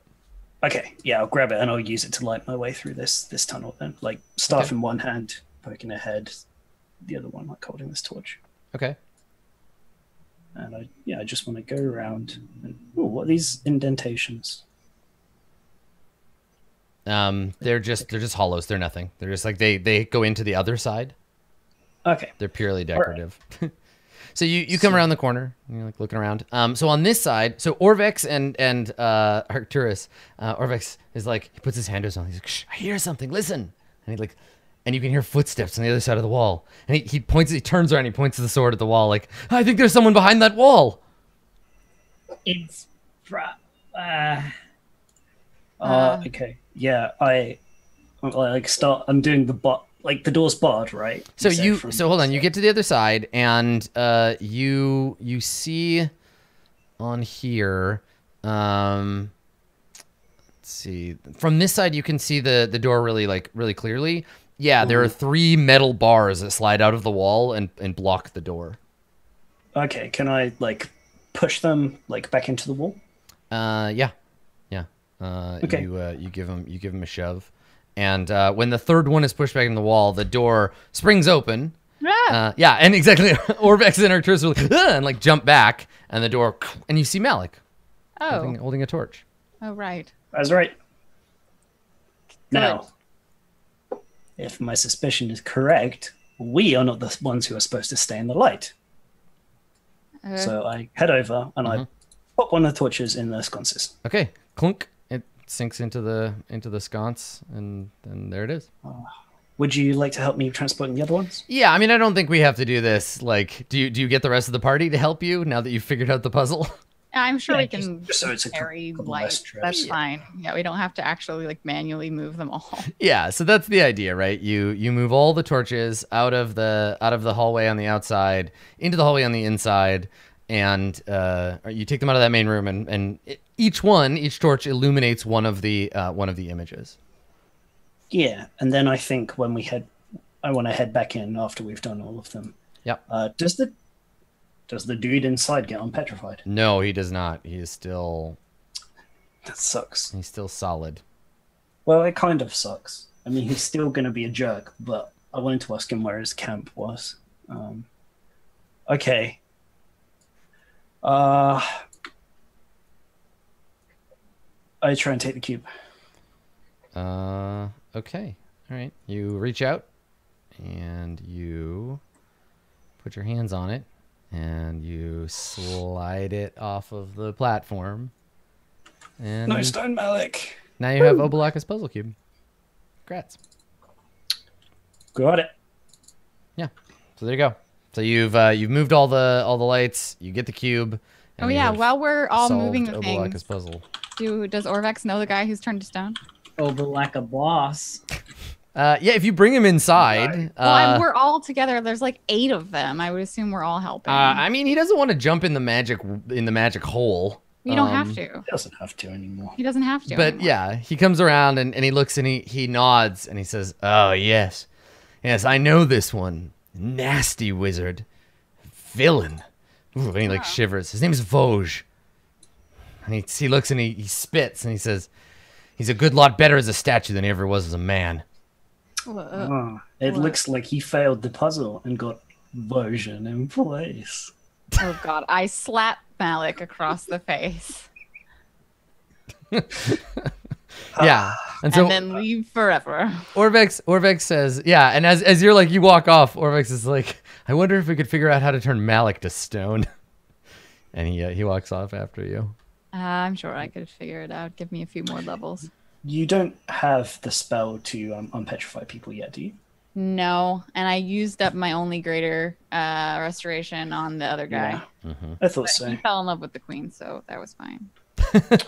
Yeah. It was destiny. It was destiny. Okay, so you have Obelaka's I've got so many puzzle cubes. I've got 1, 2, 3, 4, 5, 6, 7 whole puzzle cubes. What's great about one person having all the cubes is that if you fall in the lava, the whole adventure's over.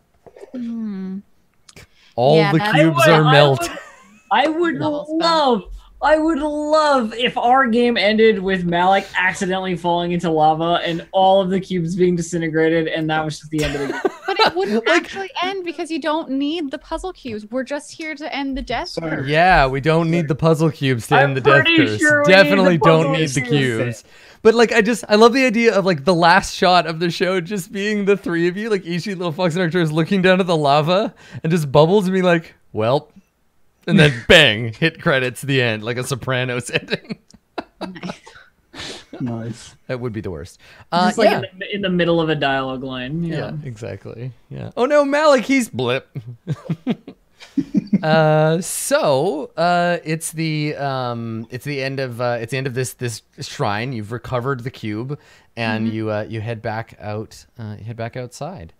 So this took pretty much like the whole day of like it was a while faffing around and getting the cube out of there. I think night starts to fall sort of as you emerge. What would you like to? I mean, we found a safe place last night. We're really close. We could just go back to that place if we don't feel like it was like found out. There's no one who attacked us yesterday, so Sure, we could do. we already made the roll. We got like a 23, and we weren't attacked in the night, so that means that it's fairly well whatevered. So. Yeah, I'm happy with that plan. Sounds good.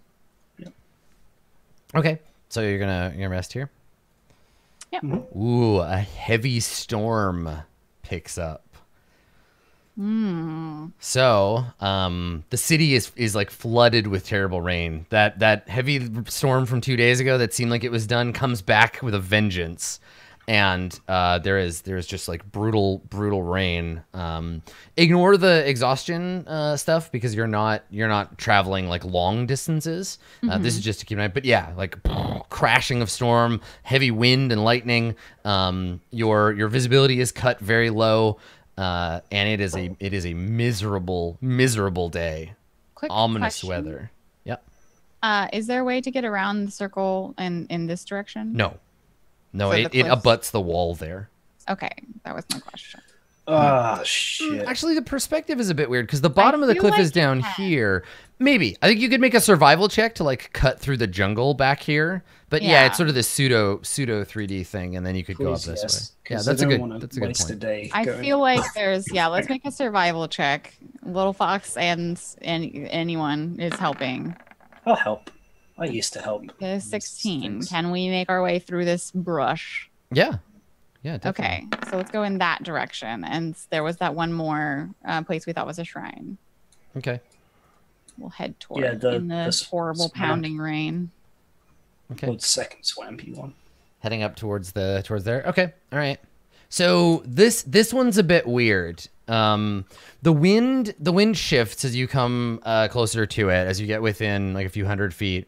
As you guess, this is definitely a shrine. But as the wind shifts, it's blowing towards you, and you smell the reek of death. You are walking into like not just like blood and not just decomposing corpses, but like organs sliced open, like awful, and like it's just this like charnel stench as you approach.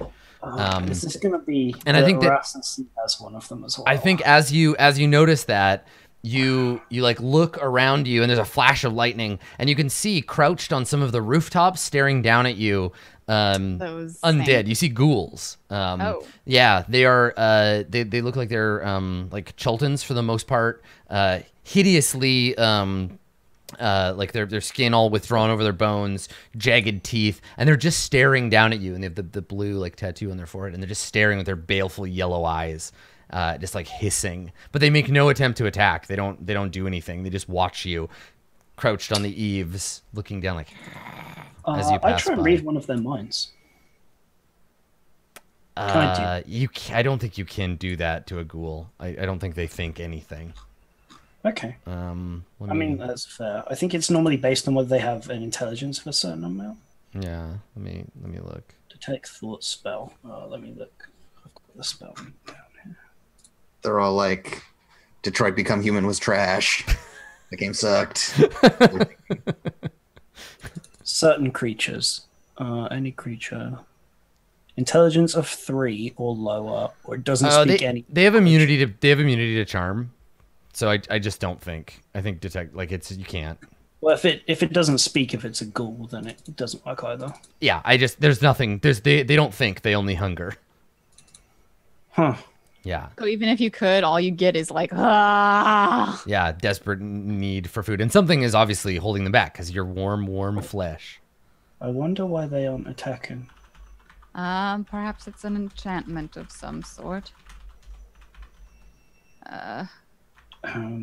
Let me see. I Hello? Oh, whoa. Someone there? Controlling these monsters? Uh, I mean, your voice is caught by the wind and whipped away. Anyone outside of like a 10 or 20 foot radius would not have heard that. Malik, you're not yelling loud enough. This is how you do it, okay? So like it is louder. Yep, you increase the shout radius, but not by too much. oh, terrible. Okay. So across the water, like they're staring down at you, and as you get up to the edge of the water, you can see across corpses floating in the water, like probably 2-3 dozen of them, small amphibian creatures. They are definitely grung, and they are all dead, just like murdered. The water is running red with their blood leaking out of their bodies. But you also see killed and more ritually prepared the bodies of a handful of red wizards. Some with limbs severed, others merely terrified-looking heads on spikes. And they're arranged as though when you arrive, as though to like, it's a message for you. So when you get there are these brutalized red wizard corpses. There are grungs scattered everywhere, and you see that same black serpent marking on the wall. And one of the wizards has had his arm lashed to a cruciform, and he's like up, and his head is turned sideways with his dead eyes open, and he's pointing, and his arm points this way. No. All right. It looks like Brass C. His minions have taken the lost cube. And the red perhaps the wizards lost cube. have one as well. Well, these might be those red wizards who did originally have it. It's looking like a lot of red wizards. Warvax, do you recognize any of those dead? Orvex is standing taking in this whole scene with both hands over his mouth, like he failed a steel check several minutes ago, and y'all are just like, so what's going on? Hey buddy, Yeah, I you go over okay? and put a hand on his shoulder. It's like, it's gonna be okay. We're going to manage this. We want as Yes, perhaps you should hide somewhere while we go confront the necromancer. we need his knowledge for this last task, and then he's free to leave. I think I wouldn't ask him to go into this danger. What task? I thought you said that there's probably not a cube in there. These to see if he knows them. If the leader was here, then they will have taken the cube, and there's no point for us searching for the rest of the camp. And he looks up and he counts, like there's like a dozen corpses. And he nods and he says quietly, that's counting Vosges, that's all of them. My God, what could have done this? These men, and he points, these are no mere magicians. They were wizards of considerable power. Yes, well, someone is raising all the dead on this peninsula. It is probably very powerful. I know well enough not to take an invitation like that. And he points at like the arm. And there's Yes, another well- like a crash of thunder and lightning. Yes, well, we're all horrible idiots, so... More than that, I don't see that there's any other choice. We had to go and see C anyway. Well, see. I mean, you did Kill. promise to kill him. You made a Yeah. pact. We sure did. Half of you did. Yes, well, if now is the time, then at least, and like Arcturus points up, But Istitia's Yeah. he's incense. not trying to kill us straight away, which changes things a little. Or maybe he is, and he just wants not to have to seek us out. I thought you were the one who was so intent on me going into these things diplomatically. There's still a chance. Generally, diplomacy kind of falls to the wayside when you murder 12 men. Well, that's what I was saying about the lobster people and the legends. They of didn't kill Valdos. anyone that we saw. They would have killed us. They didn't, though. No, because I killed them first. No, you did not. You didn't kill any of the lobster people. I look over at Little Fox and I go, Yeah, and she just kind of like nods. Well, would you rather take the northern entrance or I backtrack don't have water walk prepared for you. and let's return to the south? Just Or keep you an can eye climb. on- You can climb the wall here too. How tall is it? Sorry? 15 feet. I suppose we could. I look to one of the ghouls and I say, I don't suppose any of you want to give me a boost over. You just get hissed at. Didn't think so. That would be an unpleasant existence. Anyway. Let's try not to become one then. Yeah, it would. Let's not do that. Yeah, let's not be ghouls. Let's not. Good call. Climb over or walk around. Yeah, I think we should climb. May as well just get over right here. Okay. Well, here's my rope. Somebody, I'll need some help. Okay, it would normally be a check with disadvantage because of all the rain and the wind, but it's just a regular check if you have a rope. Is this athletics to get up there without the rope the first time, or what is it? Yes, yeah, athletics with disadvantage if you want to be the climber without the rope. Okay. I'll attempt it. Okay. Just to get away from these ghouls.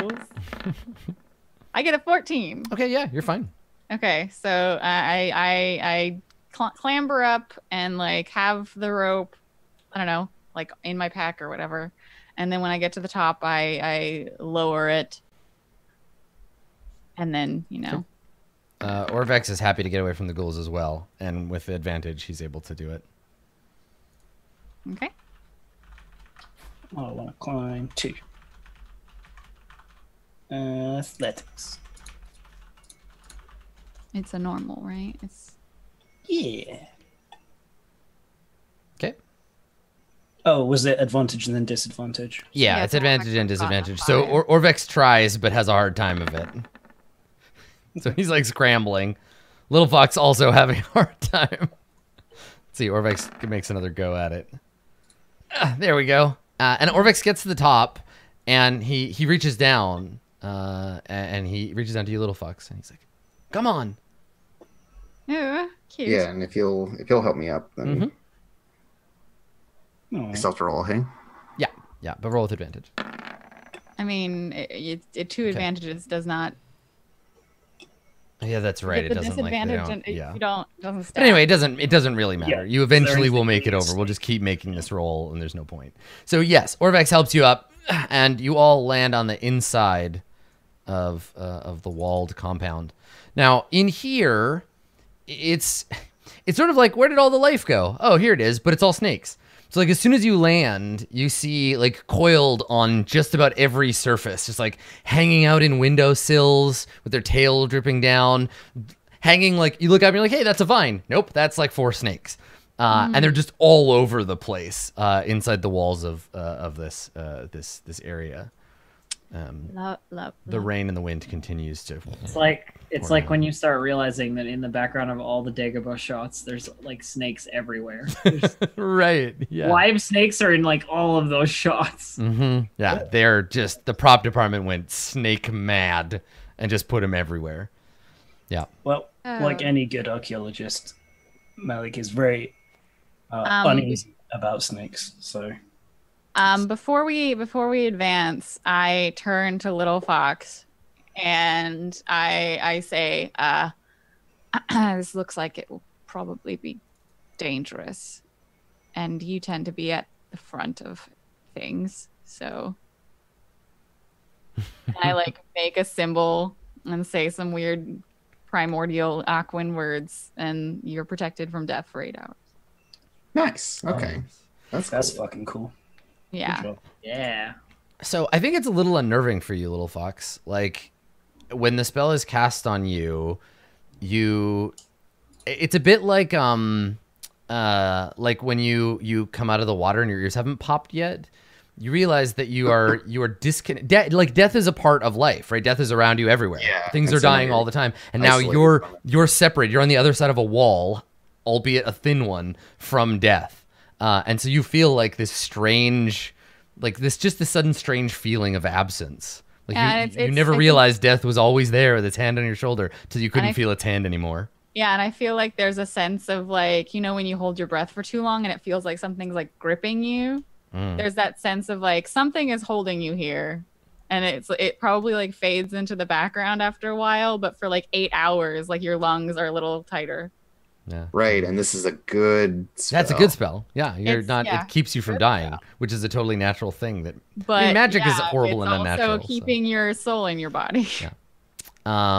So touching your soul. So yeah, where do you? I guess. Oh, well, here's the thing.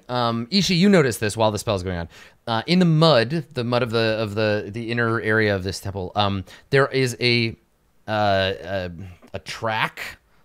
Of like the sort of S-shaped, enormous S-shaped track of a snake in the mud, and then a bunch of footprints, like booted footprints with it, and they seem to be like they came through here, maybe you're like at an intersection. They came through here and they lead this way. They lead sort of like clockwise around. So I guess you'd probably notice it at this first juncture.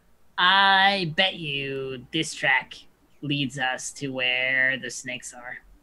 And I mean the big ones. Oh, not these various snakes. No, these ones are fine. Well, let's go to where that thing pointed. I was about to say to our deaths, but I just didn't. Like, let's go to the tracks. Yeah, the tracks go counterclockwise.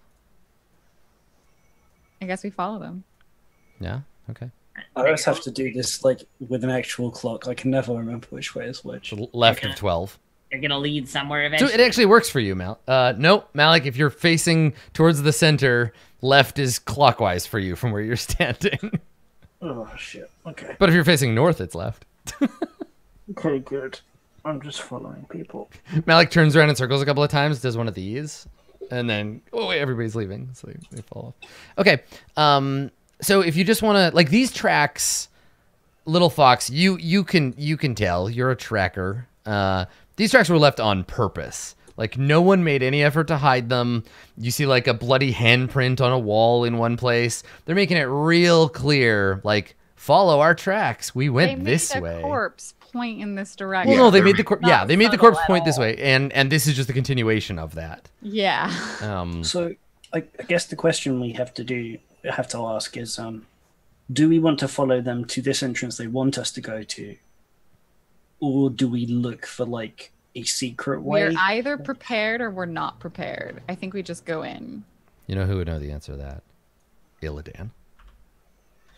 Let's ask him. Okay, cool. He flies down from space. I open AskIllidan.com. Am I prepared? No. Oh, sorry, Illidan.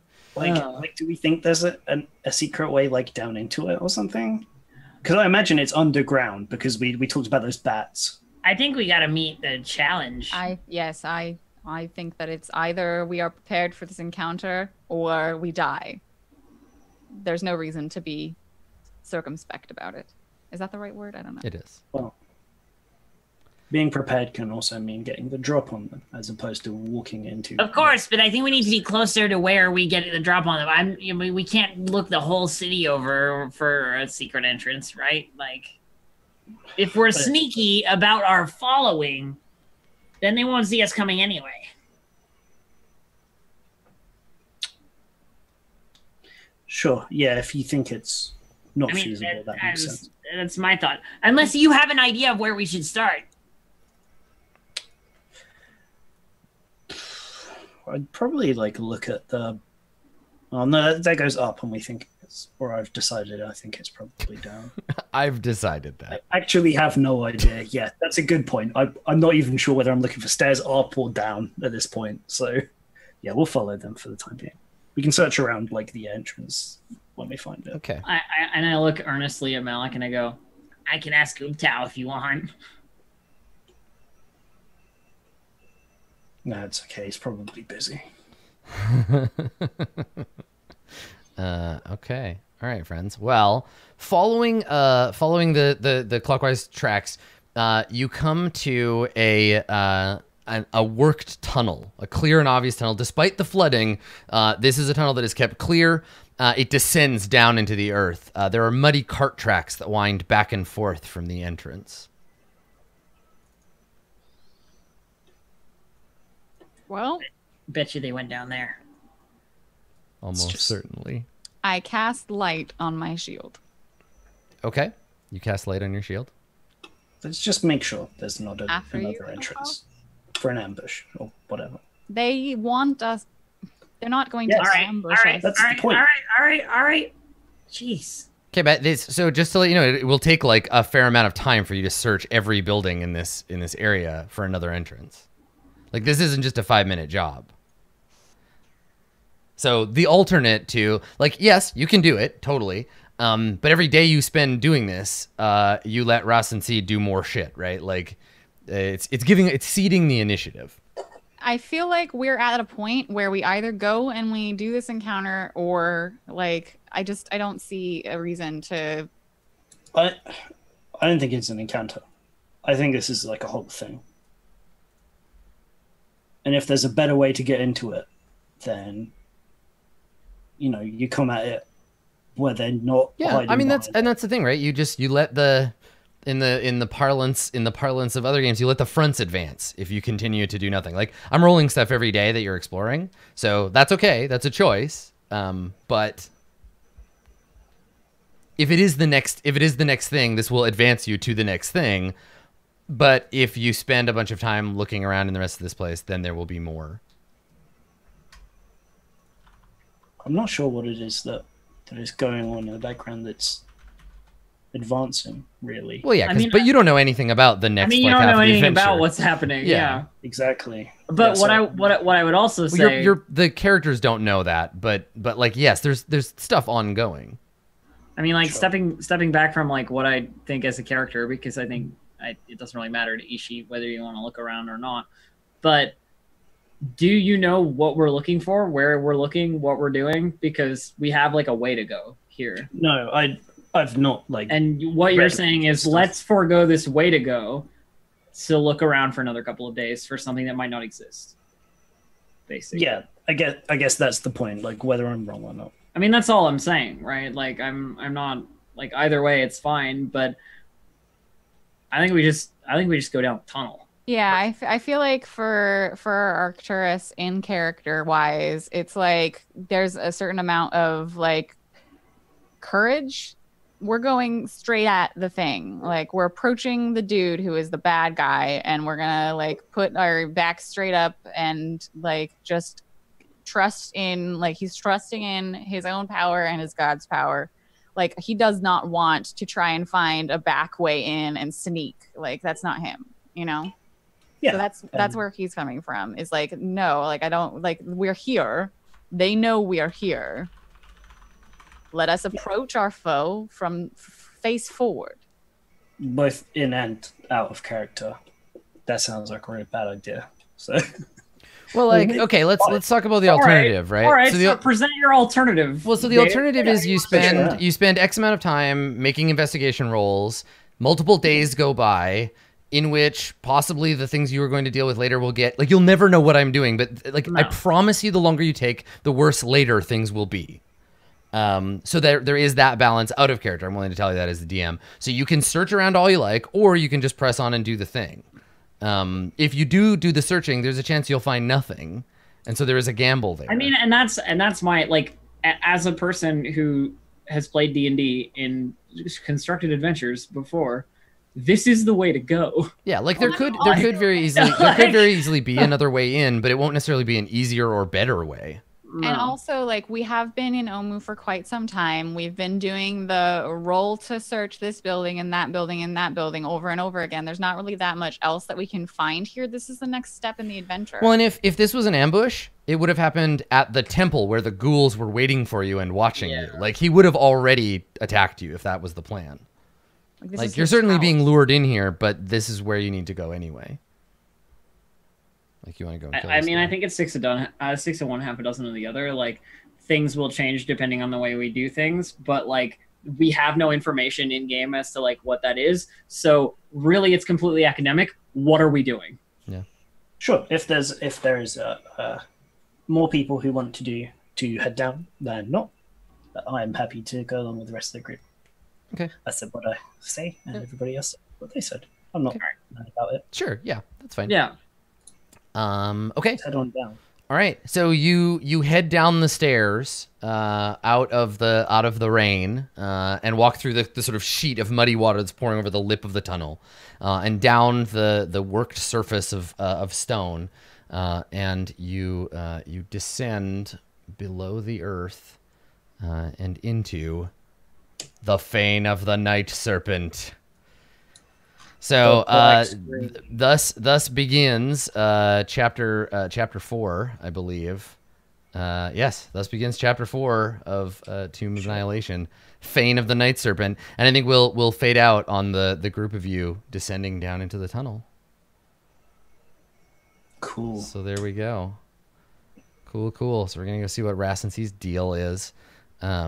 Well, thanks for coming, everybody, and for watching. Yeah, this is the beginning. This will be the beginning of chapter 4, which is good because we're not going to be doing the show next week because there's some special things happening on Wizards D&D channel. So definitely continue to tune in for all of that fun stuff. But we will not be the fun stuff that you'll be tuning in for. But we'll be back, I think, the week after. We got some, obviously it's the summer and people have conventions and travel and scheduling and stuff. So June is a messy month. Yeah, June is going to be a bit of a crapshoot, but we're going to try to get as much content as we can to you. As usual, follow everybody on Twitter, follow the Roll20 app, and we'll announce shows as they come up. We'll try to get our schedule together for that. But thank you for watching. And in the meantime, if you would like to follow all of these lovely people on the internet, I'll let them do their outroductions. Blue Jay, why don't you go first? Okay. I'm Blue Jay. Most of the time you can find me on twitch.tv/BlueJay or on Twitter at BlueJay_712. If you want to see all the role-playing stuff I've ever done, I have a portfolio on bluejay.tv/portfolio. And on Monday, I'm going to be playing some RuneQuest on twitch.tv/EncounterRP, I think. I'm not 100% certain, but I'll tweet about it, so it's fine. Links and things. Excellent. Thank you. Down below, it's Dave. Dave, where can people find you on the internet? They can find me on Twitter at Dave_the_human or Dave_human on Twitch. Thanks again, everybody, for coming and watching. Have a lot of fun. Cool. Thank you. And living up to the punching bag name, I would love to see, Andrew, before you do your intro, I would love to see how much damage you've taken and how much of that you resisted over the course of the whole campaign. Like the whole campaign. Like it's got to be a lot. It's a very large number. Yeah. Where can people find you when you're not here soaking up the damage? You can find me on twitch.tv/actualfactual, on Twitter at commutingcrow, and also this coming Tuesday on twitch.tv/actualplay. I'm going to be starting a playtest of Blades in the Dark Bluecoats Tuesday night at 6:30 p.m. Pacific. Excellent. Thank you. And last but not least, she's an elf. She's a kobold. What is it? You're playing Dark Souls. Are you going to keep playing Dark Souls, Elf? Oh, yeah. Where can people watch you play Dark Souls? Well, if you want to see me delve into some other different snake-infested holes, you can find it at twitch.tv/distractedelf or on Twitter at distractedelf, where I'll tell you all the news about those things. Though tomorrow there is a slight change in plan, and we'll be doing some celebration of some stuff with OK tomorrow, and playing some PUBG and getting carried, hopefully. Nice. On that, I got roped into it. It's not my kind of game. You're gonna get carried in a less literal way than you were carried today. Yeah. Cool. So you can find me on those places. Excellent. Thanks, Elf. Thanks for coming, everybody. This has been episode number 33 of Roll20 Presents Tomb of Annihilation. It has been our pleasure to play D&D for you and with each other. We will see you next time. Thanks for coming, everybody. Goodbye. Have a good adventure. Mordenkainen ventured into dark lands. He faced many foes and yet survived. But you, adventurer, I doubt you'll be so lucky.